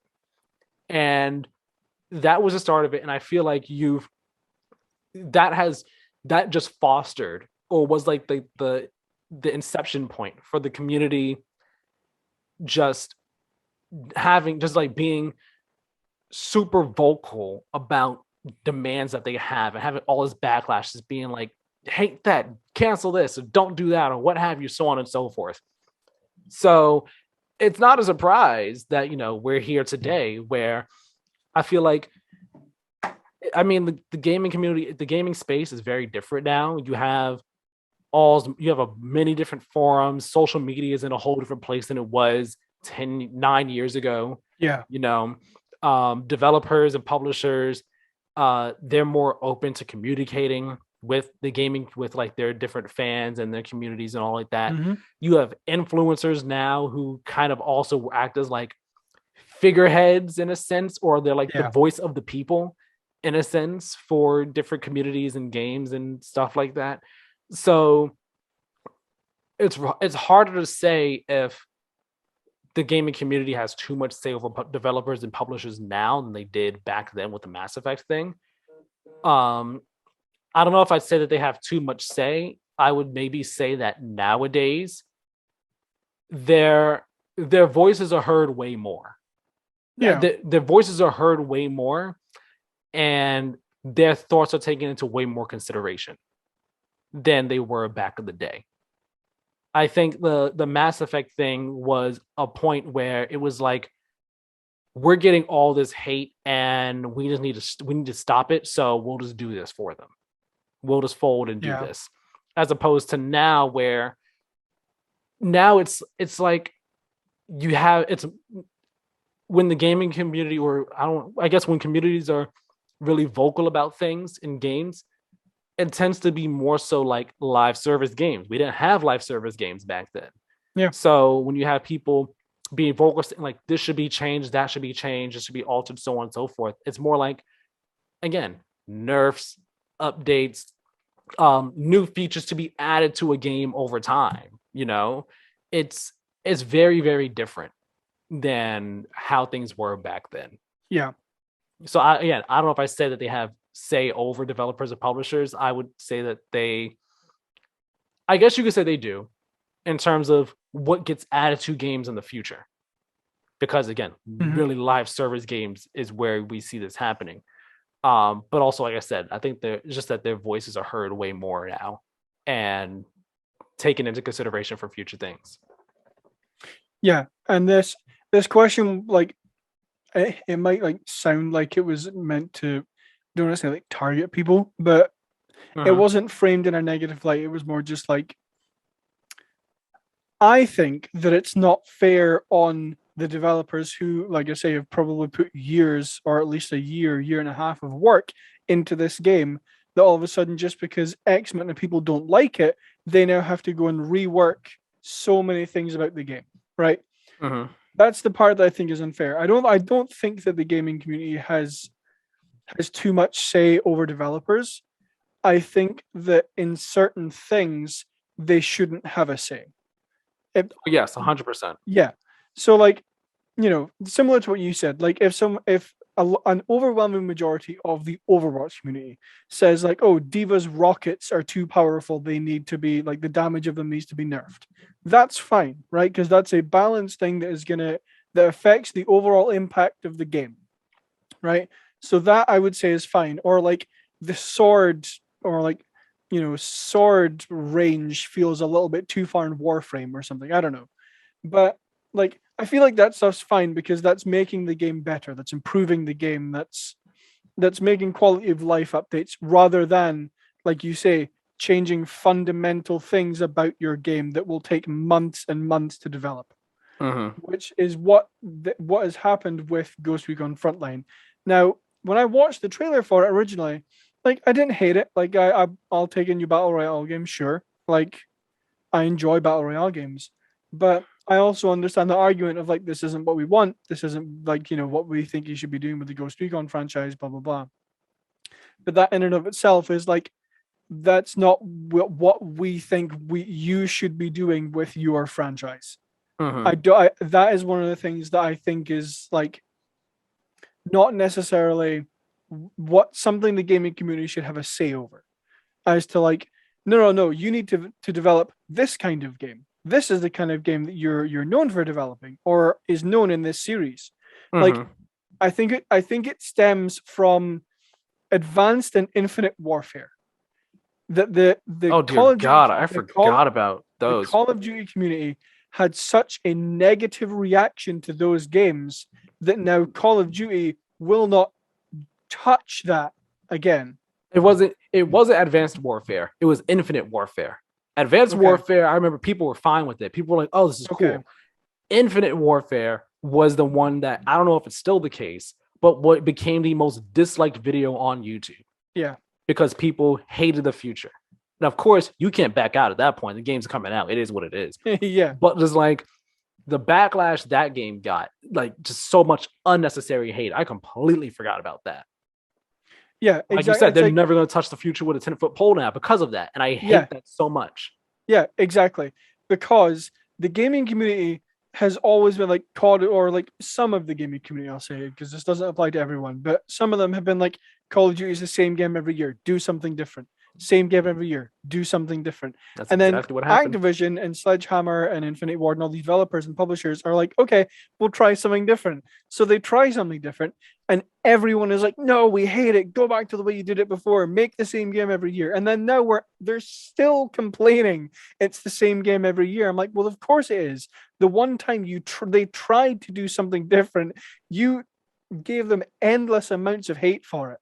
So of course they're just going to make things that they know that people like, which I think is like the main problem with stuff like this. Is like, now that kind of Frontline has been told to like sit down and go back to how you were before, I don't think they're going to try and do anything super ambitious with the Ghost Recon franchise now. I think they're going to try and just go back to, we know, like, you know, Wildlands, or like the way, like you said, the way Ghost Recon used to be, of like, we know people like this, so we're just going to do this, and then we're going to do this again and again and again. Well, let me say this. I didn't see the trailer for Frontline. I just read a bit about it. Frontline isn't ambitious. That's safe. In my eyes, I think Ghost Recon Frontline is a safe thing. That it's just like, here's another free-to-play battle royale game. That like, people want like I said, after Breakpoint was like such a disappointment. People wanted Ghost Recon to get back to, you know, being great. You know, they wanted, if it was going to stick to the Wildlands template, do that, but be good at it. Don't be bad like Breakpoint. If you're not going to do that, let's rein things in some and get back to how we were before, in terms of, again, being more tactical, squad-based, and all like that. That I could do with my friends or by myself. It comes down to it being yet another free-to-play battle royale game from Ubisoft, the third one that we know of. Hyperscape, Heartlands, and then this. The third one that we know of from this series that has kind of been on a downward slope. And that's why people were disappointed with this. That's why people have been against this. And I'm all for people voicing their displeasure, their disappointment with this, saying, this isn't what I want from you. I'm disappointed with what you're doing, so on and so forth. And as far as I seen, and as far as I saw, that's why they delayed it. They were like, you know what? Let me read their tweet again. But if I'm right, they're like, you know what? I think it's funny. They said, hold on, it's coming up for me right now. They said, oh yeah, we're dedicated to creating the best experience possible. Things like, you say it like your game was like, it was a poor, like, people played it already and it was poor. You need to work on it to make it better. Like, again, I didn't see the trailer, but like, if the game didn't look like, if it doesn't look like the game wasn't what people wanted or desired, and that's why people were upset with it. And now it's being delayed to try and like put some space between them and put some space between the closed test and like this poor reception. But the poor reception is going to come back regardless. It's going to be there. It's not going to go away. So like, you might as well just ride with it, hope for the best, and then let your game speak for itself at the end of the day. You know, I'm not for people saying like, because I mean, again, like, I didn't see anyone saying change your game. Don't, like, it can't be this or whatever. Like, I from what I saw, it was always people saying, this is not what I want. This is not what anybody wants. Please, like, I wish you weren't doing this. I wish you were doing something else instead with Ghost Recon. So I'm of that same mindset. I wish they weren't doing this. I think it's funny that they delayed it to try and put some space between them and the backlash, but the backlash is just gonna be there. Maybe not as strong because the announcement, the backlash is strongest at the announcement. It'll be less strong when it appears again, and maybe the game will be able to speak for itself. But I mean, this isn't what anyone wanted, and that's what it comes down to at the end of the day. No one wanted this, and everyone's very disappointed by this. So I don't think people vocalizing the disappointment and then the game getting delayed isn't. I don't think that's them having too much to say over what Ubisoft does with Ghost Recon Frontline. Like even with earlier this year, Prince of Persia, how we saw the trailer for that, everyone's like, that don't look good. That looks bad. And then they're like, yeah, the game's indefinitely delayed. I don't think that's a case of people speaking out too much, because that's important. That's a case of people saying, this doesn't look good. You need to this needs more time in the oven. This needs to cook. And that's a case of people speaking out and all right, hopefully it comes back better. Second impression, try again. This is literally a case of just straight up disappointment and just this is a case of people just being really disappointment, and it's kind of like over Ubisoft's trend of following trends and just wanting something different. Yeah, and I think this kind of tacks on to the kind of what you said of people being like, yeah, this ain't it, Chief. Yeah. The only thing that Ubisoft cares about is how well is this going to sell? How much money is this going to make us? How long can we milk money out of people for this one game, right? Mm-hmm. So, of course, if there's like an overwhelming backlash to it because like it looks bad, then of course they're going to delay it because they're like, okay, well, if we release it like this, then no one's going to play it. It's not going to make us any money, and it's wasting space on servers. So, like, I don't disagree that if something like Prince of Persia, for example, like you said, when the trailer for that dropped, everyone was like, "Hey, this looks really bad. You should probably fix that before you launch it." Like, again, I don't think that's a case of the gaming community having too much say over developer, because that goes into the entirely different discussion of like gaming companies releasing half-baked games and then fixing them with patches after, which is an entirely different conversation. But I think because as much as I think the overwhelming response to this was like, this isn't what we want from Ghost Recon, there were people, I did see comments saying like, oh, just this looks bad, change the game. So I think that is then a case of people having too much say over developers, because like I say, it's then going to take that developer months and months and months to go and rework how their game works, basically. Well, here's the thing. They don't have too much say unless it happens. Yeah. If the game gets canceled, then it's a different discussion. If they say we're completely redesigning, we're completely reworking our vision for this game, then it's a different discussion. As of right now, there's like, yeah, we need to put some space between the reception and the test. So we'll come back in a bit. We'll keep working on it. We'll come back in a bit.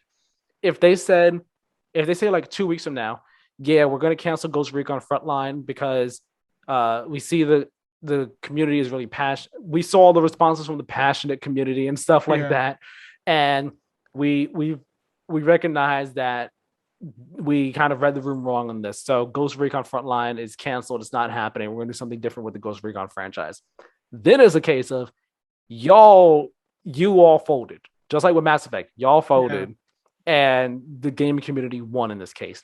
As much as I'm not with this idea, I want them to have their vision, make their vision, do their thing. I'm just not going to play it because I'm not with the idea of it and all like that. But have your vision, do your thing. Don't give up your vision because people don't like the idea of it. Yeah, exactly. Don't change your vision because people don't like the idea of it. Imagine if people found out about the spoilers for The Last of Us Part 2. Imagine if people found the story of that early in development and that leaked. Not a month, not 2 months before the game came out. Like years into development. Back in what? Let's see. The game was announced in 2016. You imagine the story for that was being written back in 2014. Imagine people found out about the story for that in 2014 and just lost it. Mm-hmm. Imagine if Naughty Dog didn't change the story because people were upset. Yeah. Now, granted, who's to say that the new story they came up with would have been better, but they changed their vision for the game because people were upset with the original one. And I personally love the original story for The Last of Us Part 2. And it would have been a shame if that story got changed because people didn't like it. Yeah. Yeah, and I think that's kind of what this question is aimed at, is like developers and publishers and artists and whoever sacrificing their vision to satisfy the fan base, which I think is the underlying problem, I think, of this question. Is not so much like, hey, we think this looks bad, or we want you to change this mechanic, or but like changing the fundamental story and the way your game plays is kind of the thing I think people shouldn't really have any say in. Yeah, they shouldn't have a say. And again, it's real. I feel like it's different when it comes to live service games because live service games have to work hand in hand with the community. They have to fit the developer's vision, but also work in a way where the community enjoys what's there and enjoys playing it and stuff like that. So it's different with live service games. But just the idea of what this game is, let it be a thing, let it come on out. Don't let the community, as of right now, who hasn't even played this game or touched it one bit, sit here and say, don't put this game out. All right, we're not putting it out. I'm not doing it. Like, let's not do that. That is a different discussion of, yes, the gaming community is having too much say over them and is literally driving what their game is before it's even out. Yeah. Yeah, I think that's all the time we have for Ghost Recon. More time than many people had for it, tell you that much. Exactly. Okay. Finally, we are going to move on to what we've been playing. I'm going to start because I have been playing Far Cry 6. I'm still enjoying it. My review will be out at some point. How far are you in it now? How much farther? I think I'm getting close to finishing the second like of the three areas. I haven't played like a huge amount of it later. I think when I talked about it last week, I played maybe between 7 and 10 hours, and now I'm maybe like between 11 and 15. Like I have not played a whole lot. Got it. Okay. Not had a huge amount of time this week. Yeah. Okay. But you say you're still enjoying it. Feeling any higher, any lower? You're still same amount of enjoyment. Probably same amount of enjoyment. Okay, cool. Interesting. I'm looking forward to, hearing more about it and also getting it myself. Probably as a Christmas thing. Right now, I'm trying to decide if I'm going to get Guardians next or if I'm not. If that'll be a Christmas thing. I'm trying to decide what my future with gaming is going to look like in the next 2 months or so. Yeah. Just a random thing. I'm probably not going to get Guardians just because the more I see of that game, the more I'm like, I'm good. Mm-hmm. I got to see more of it. I haven't actually watched much of it, so I do need to see more of it. But I am interested in the game. I do want to play it. Looks like it'll be fun. Tyler, what have you been playing? So I've played 4 games this week, and I finished 3 of them. Surprisingly, so I finished Life is Strange: True Colors, the main story, not the DLC. The DLC I'll probably do this weekend. But I finished the main story. And I really, really enjoyed it. I enjoyed it a whole lot. The episodes 4 and 5, I did them back to back, which is what I wanted to do. I didn't want to do 1 because I knew 4 would end on a cliffhanger, like they kind of always do. So I didn't want to do 4 one day and then 5 the next day. I'm like, no, we're back to back in this thing. And I really enjoyed the way it ended. Just like the emotional, I don't want to say emotional roller coaster, but just like the glimpses that we get into Alex's backstory in the final episode just really helps, it really helps fully flesh out her character some more and get you really to understand just how tough things have been for her and why she why, I guess, like, why she like had so much anger for certain people, and why she was holding on to hope so hard in terms of like the life that she was gonna have with Gabe, her brother, at the beginning of the season. And it just really, it just really wrapped things up in a beautiful way, where it's just like Alex, just kind of, I don't want, how can I say this without really spoiling anything? I guess coming into her own, and just, yeah, I'm gonna say coming into her own and bringing everything together in a nice full circle way, where this is like the I guess the correct way for your character to go. This is the natural ending for your character arc and the natural progression of it, the way that her story wraps up, and the decision that you make at the end of the game. I don't think the final decision you make, either one of them, I think, is the right decision. I don't know if one is more right than the other. And I really sat there for a moment. I was like, do I want to do this? Do I want to do that? And eventually I chose one thing, and I was like, this was the right decision to make. But the other one also would have been the right decision to make, given the story that she's been through and the journey that we've been on and stuff like that. It's tough to talk about the end of this game without spoilers, because again, Life is Strange. The story is the game. But I did really, truly enjoy it. And there were some really heartwarming moments there in like the final 2 episodes. There was one moment in particular in the 4th episode where I was just like sitting there with this goofy smile on my face. I was like, this is like the cutest, most romantic, heartwarming thing I've seen in this entire game. It's just so freaking cute. It's just like, yes, do the thing. Do the thing, please and thank you. Yeah, that was Life is Strange True Colors. I will do the Wavelengths DLC maybe this weekend. I've yet to decide. I'm trying to decide what I'm going to play this weekend, because actually, I have a question. What's your Life question? is Strange. Well, 2 things actually. The Wavelengths DLC is the one that is partnered with Critical Role, so there will be some for anyone who watches Critical Role playing the Wavelengths DLC for True Colors. There are references in there. Nice. Secondly, would you say that True Colors has surpassed? I think it's Life is Strange 1 is your favorite. For me, I think I would say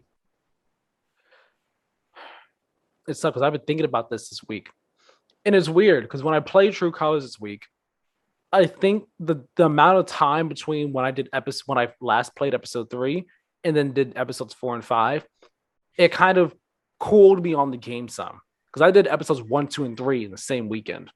Episodes 4 and 5, it's been about 2 or so weeks since I did that. So like there's been some time between me doing that and now getting back to it, where I think I cooled on it some. But even still, when it wrapped up, I was like, this was really great. This was such an enjoyable experience. I love these characters. I haven't loved the characters this much since the very first Life is Strange. So I think I need a bit more time to think about it. As of right now, I think they're on the same level. Okay. In terms of, in my opinion, I think they're on the same level. If anything, one might be a bit higher, but I think like I could easily interchange them. Yeah. Like to swap them around. And I don't think I would be too hard on myself. I will say this about the ending. I'm not being specific, no spoilers. They're both emotional endings, but in different ways. Whereas Life is Strange 1, it's like a sad emotional ending where you're like damn, like this is how things happen. True Colors, the ending for that, it's emotional in the sense of like emotional catharsis. It's like we're finally putting our feelings out there. We're finally putting everything on the table. We're seeing people, and we're seeing people for who they are, what they are. You know, we're understanding them. We're truly empathizing with them. And it's like, that's the type of emotion that you get out of that. And you're just like, I feel for you. I understand you. I see where you're coming from. I see why you did what you did, and I understand you. And I either, I'm either upset with you for it, or I'm forgiving you for what happened, for the things that went down. And then, when you get to the final decision that you have to make, it's like you're either, it's like you can, it's like you're choosing what you want your future to be. Again, without being very specific, you're choosing what you want your future to be. And it's like, as the pieces of it are coming together for you, as you try to make this decision, it's just like, I like the sound of that future, but I like the sound of this future as well. And it's like, which one do I want to go with? And neither one is neither decision is like, man, like I'm sad crying. Like this was a sad thing. It's more like you get emotional, I guess, at the thought of what could be and the thought of what you might miss. And you're just like, man, what do I want to go with? And I connected with it on that level because it's like, man, like we have that moment where we're like, what do I want to do? Do I want to do this? Do I want to do that? And how is this going to change things for me? And if I do this, am I going to regret not doing that? If I could do this, am I going to regret not doing that? You get what I mean? And yeah, sorry, I think I've actually gone through one of those decisions quite recently. Oh, wow. Those are always tough decisions. But yeah, it's a different type of emotional where like I was, like I was saying, Life is Strange, the first one, it's a sad emotional. This one is like a more heartwarming, happy type of emotional where like you feel great. You feel really good about things and how things wrap up and how things just all played out and stuff. You're just like, the things look good from here on out and all. So yeah, I don't know.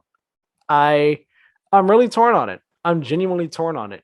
I think True Colors, as of right now, I'd say they're on the same level, but I think about it more. I might even play True Colors again because, like I said, I cooled on it some between 3 and 4. So I might replay it again all the way through. But I think they're both on the same level for me right now. Okay. Yeah. That was my question. Yeah, it was a great game. Really great game overall.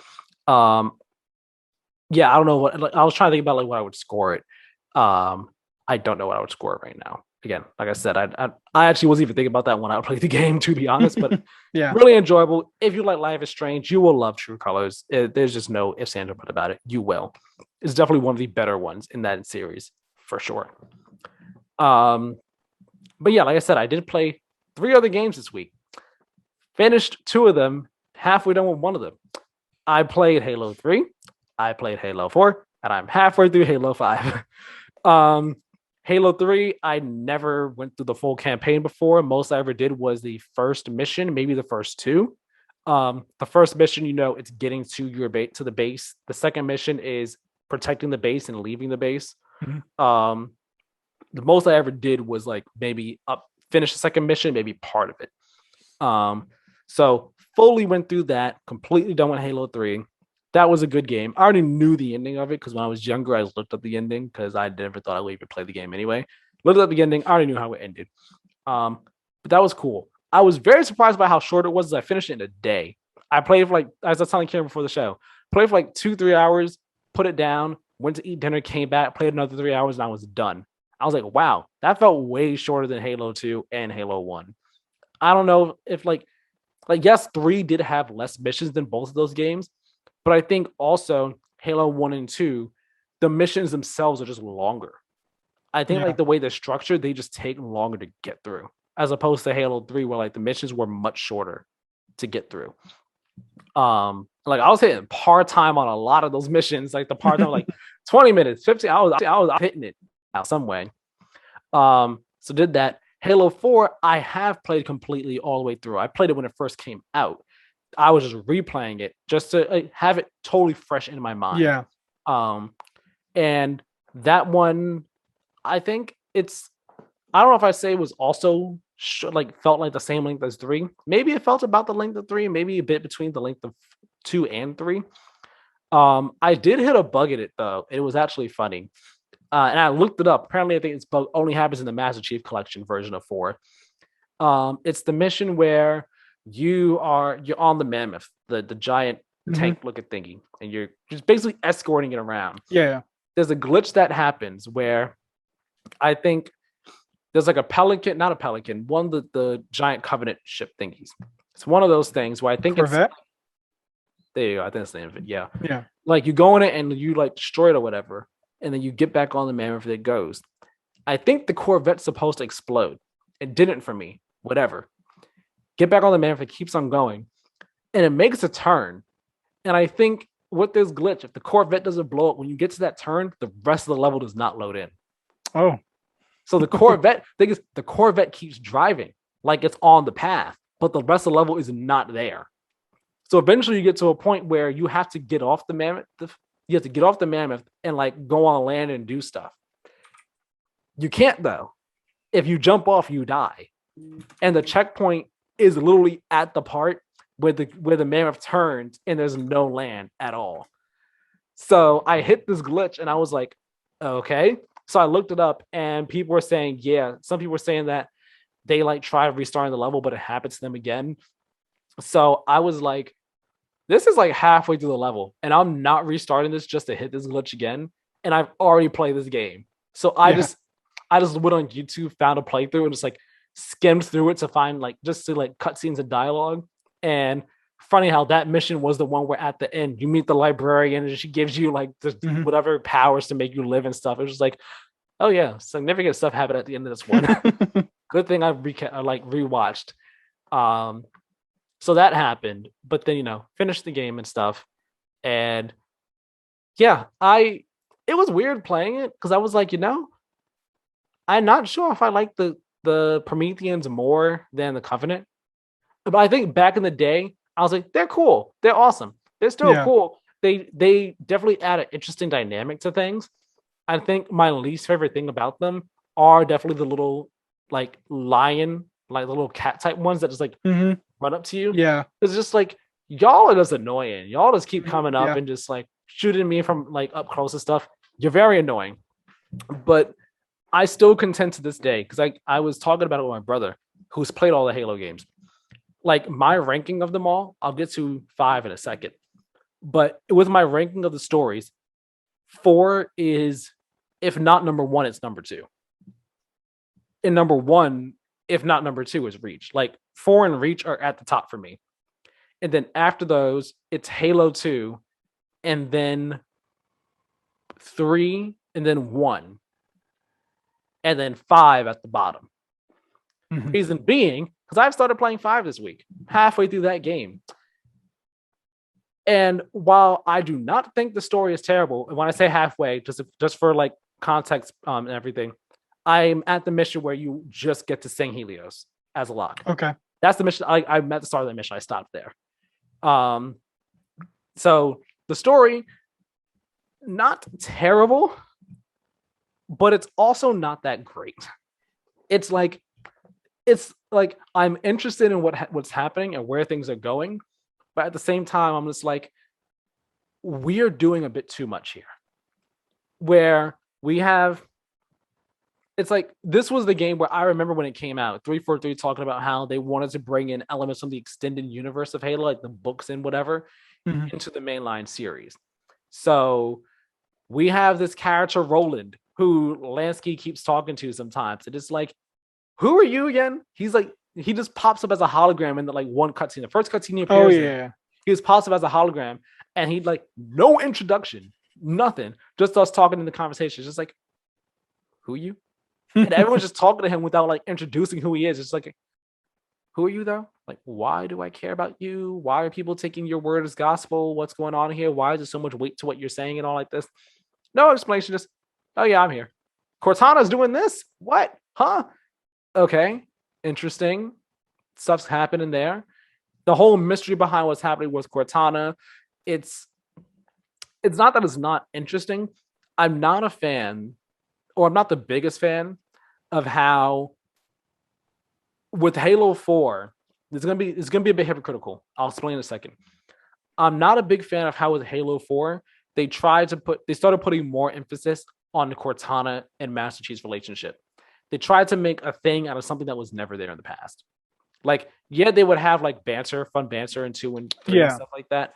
But like 3 kind of, I guess, planted a tiny seed of it when he got her back from Gravemind.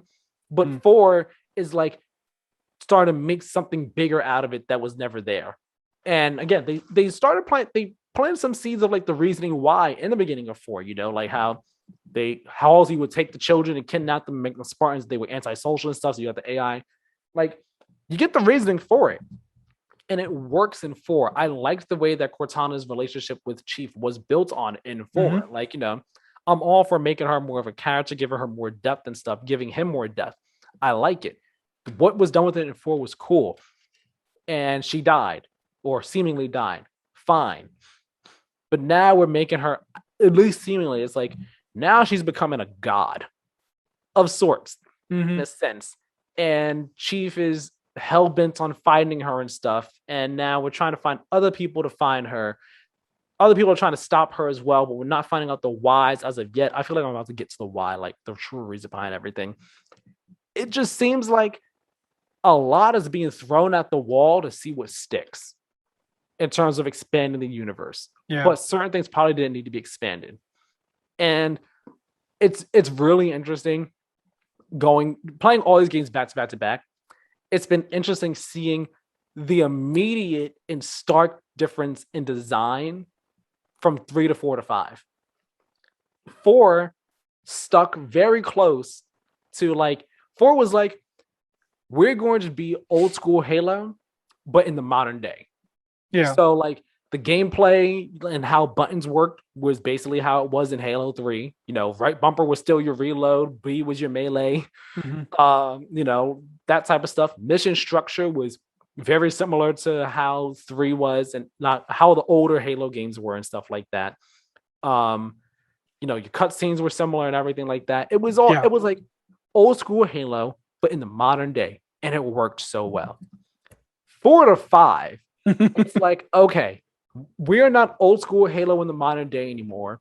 We are Halo. We are modern day Halo doing what modern day games do. So I'm all for Halo modernizing its control scheme. So X is now your reload and doing stuff. Right bumper is what again? Grenade. Yes. Right bumper is grenade. B is your dash. Crouch. No.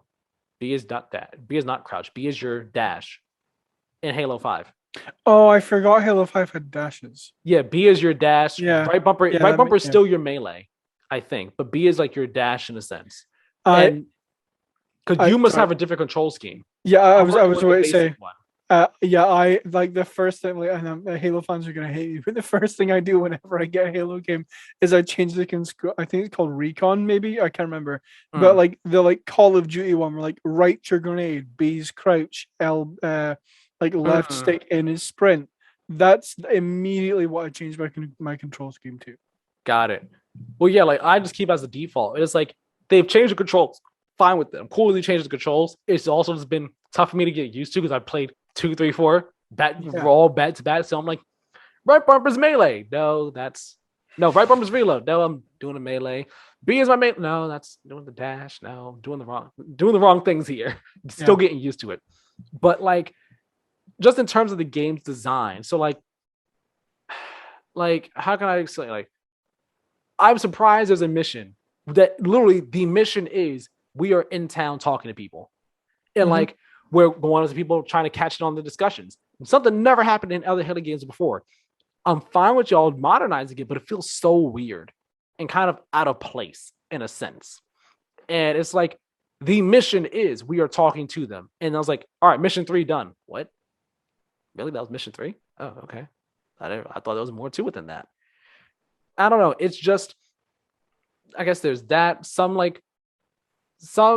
It's just a weird game overall.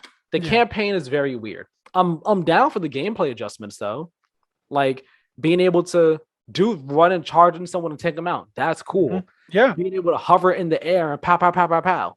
That's cool. Or be hovering in the air and do the slam. I love doing that slam.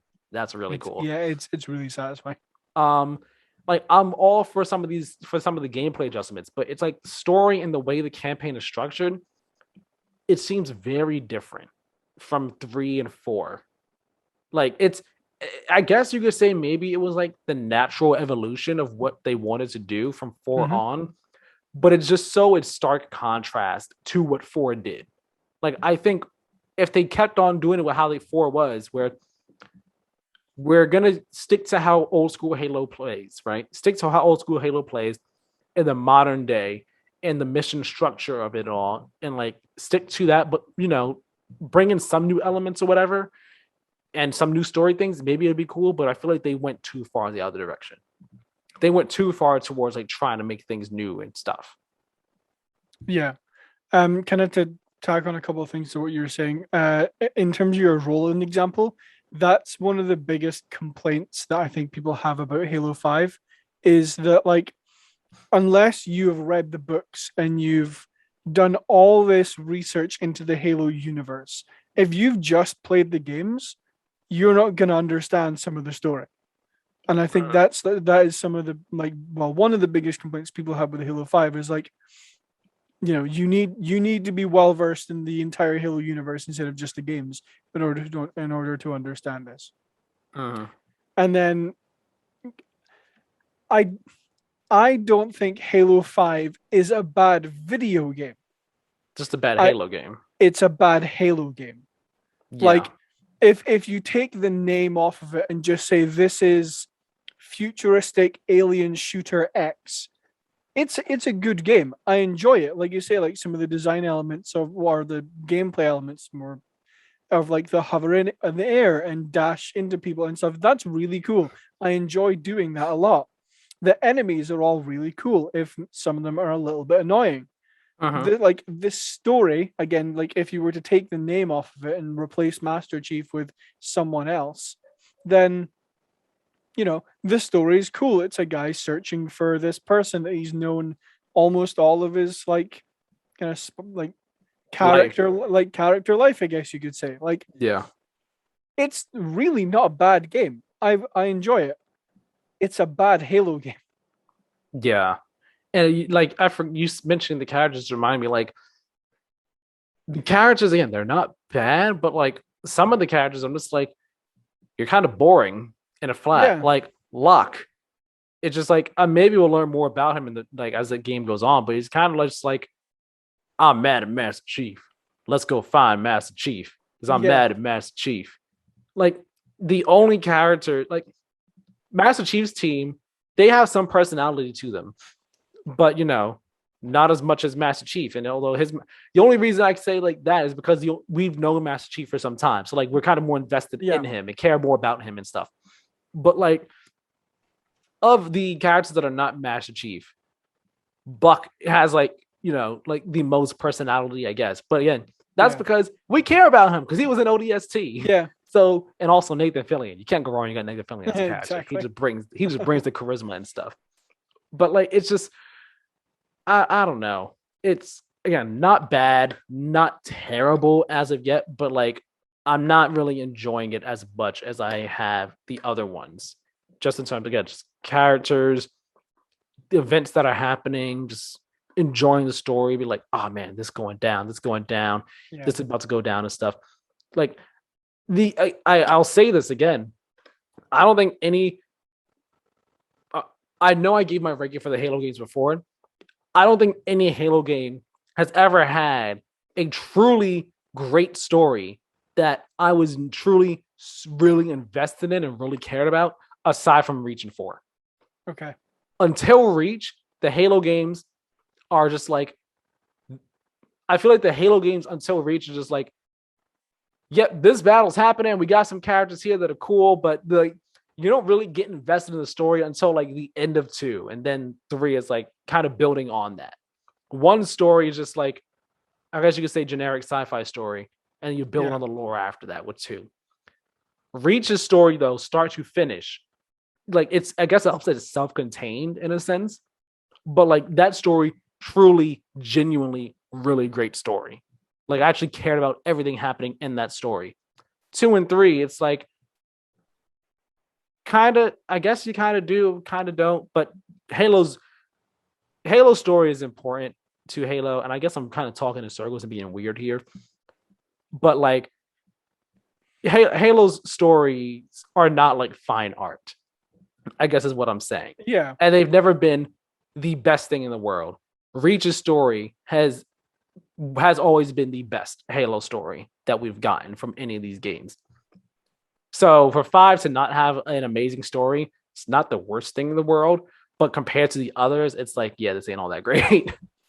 Yeah. That's what I'm getting at. When you were saying that, like the whole like intro to the like, oh yeah, there's never really been like a great Halo campaign. Halo, and I'm like, if you don't say 2 words like except Reach on the end of this, I'm gonna be mad. No, yeah, I mean, like in terms of like the playing the campaigns are fun. I just mean like the stories of them. Oh yeah, and stuff. But like Reach is like bar none, just absolutely fantastic, start to finish. 100%. Start to finish, it is best Halo game hands down. And then 4 is under that in my eyes because the story and the character development that happens in it is so good. Mm-hmm. It's so great and so rich. And again, expands the world some, but not too much. Doesn't get too crazy with things. It makes you care about the characters. 1, 2, and 3, the characters are there. You only care about them, I guess, not because of what's happening to them, but because of who they are, what they say, and what they do. Like, you like Johnson because he's like, yeah, I'm the I'm that real hard guy, but I'm also got a personality behind me, and I got jokes and punchlines, stuff like that. So like, I could have been your daddy, but a dog beat me over the fence. Exactly. You like Master Chief just because he looks cool and he just does cool things. Yeah. You like Cortana just because back in the day you're just like, Cortana, she's a naked AI, and she has like snippy punchlines and stuff. You're like, that's the only reason you like those characters. Other than that, there's no reason to actually care about the characters in any Halo game. That's it. So that's why 4 is, that's why it's so much better. It gives you a reason to care about them. Aside from, you've been with them all this time and stuff. Like, now actually have a true reason to care about them. Yeah, no, and I think I definitely agree with you on that. That aside from Reach and the games before 4, not that I didn't care about the story, not that I didn't enjoy playing through them, like you say. It's just that like you said, it's kind of like, oh, this battle is happening. Oh, I have to stop the Covenant. That's kind of the game, right? But then when you get to 4 and they're like, there's genuine character growth between like Chief and Cortana and all these side characters that come in. Like there is like a genuine reason to care about them. So I wonder which side of that they are going to lean on in Infinite. I wonder if they are going to go back because everyone's like, we want Halo again. I wonder if they're going to go back to there's, fight the Covenant and the Banished and stuff. That'll be cool. Or if and I think this is the direction, like from stuff we've seen so far, especially around the pilot. I think they're going to lean on the side of like, yeah, we want you to care about these characters, not just like they're a cool looking person who says a cool thing or does a cool thing. Yeah. Also, one more thing, just to correct myself. By the way you were talking earlier, it sounds like it was a Phantom rather than a Corvette, because the Corvette is the like massive spaceship. Phantom is the one I probably meant. Yeah, the Phantom is like the dropship. Yeah, that you said it, and I'm like, that's 100% correct. Corvette before, I was like, sure, whatever. That the thing. But yeah, I have wondered like myself as well, like with where I am in Infinite, how it is in terms of, I'm not Infinite 5, with where I am in it, and just again how structurally the story is designed, the campaign's designed and stuff, as opposed to 4. I'm just like, okay, from having in mind what I've seen of 5, I'm hoping 5 really is more of a return to 4 and 3 and not continuing the 5 style of like the structure of the story. But they're also going semi-open world with it, so that kind of also throws things in the up in the air in that space as well.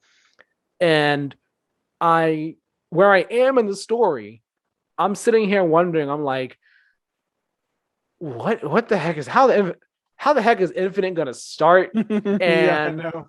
They're saying they want Infinite to be a fresh jumping on point, but with where I am in this story, where it seems like things are about to be going, I don't see how you can have a fresh jumping on point for Infinite after this. I don't see how. Yeah. And I talked to my brother, and he said, without like spoiling anything, he said, yeah, I feel like they're gonna have a time jump of some sort after this one. I Oh, was like, 100%. so I'm like, even if they do, like, I wondered, it's like, what the heck the story is gonna be like how they're gonna explain what the heck happens at the end of this in relation to the beginning of Infinite. It's gonna be interesting to see. I'll be able to talk about it more next week because I'll be done with 5 today. I'm planning on finishing that today. Yeah. Yeah, I'm real curious how what the story is going to be in Infinite, because like the story points in 4 or 5 and hopefully in 4 and 5 I've enjoyed. Like they're not terrible. They're not like, it's got me interested. I'll put it that way. But it's just how I think it's how they tell it in 4 and 5. It's like 4 is a good story, don't get me wrong. But it's especially in 5, I think it's how they tell it is difficult to take if you're a Halo fan. So I'm excited to see how they are going to play out in Infinite and where the story is going to continue from. Yeah. I also will say, I know we keep talking about this. Keep saying, I will say one last point. This is one thing I've always like thought about with Halo, and I was happy they did with 4. Like the Prometheans. I know I said that I kind of like they kind of can be a bit annoying fighting them, but I was happy that they introduced the Prometheans and had them as more of like your main enemy in that game. Because it's like, all right, we done dealt with the Covenant and the Brutes for 5 games, including ODST and Reach. So it's like bringing fresh faces, bringing fresh enemies.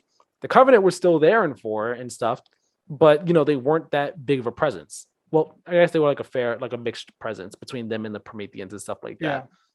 And 5, it's like it's still the Covenant and also Prometheans too. Like the Covenant's bad again. We got bad Covenant out here. It's just like, I wish that Halo would move on from some of the older enemies. Like move on from the Covenant. We don't need to keep fighting the same grunts and the same elites. And I understand that they set it up before, like, oh yeah, I thought we had a truce. Must be a Splinter Cell or a rogue group. That's your out to have the Covenant still be needed to fight you and stuff like that.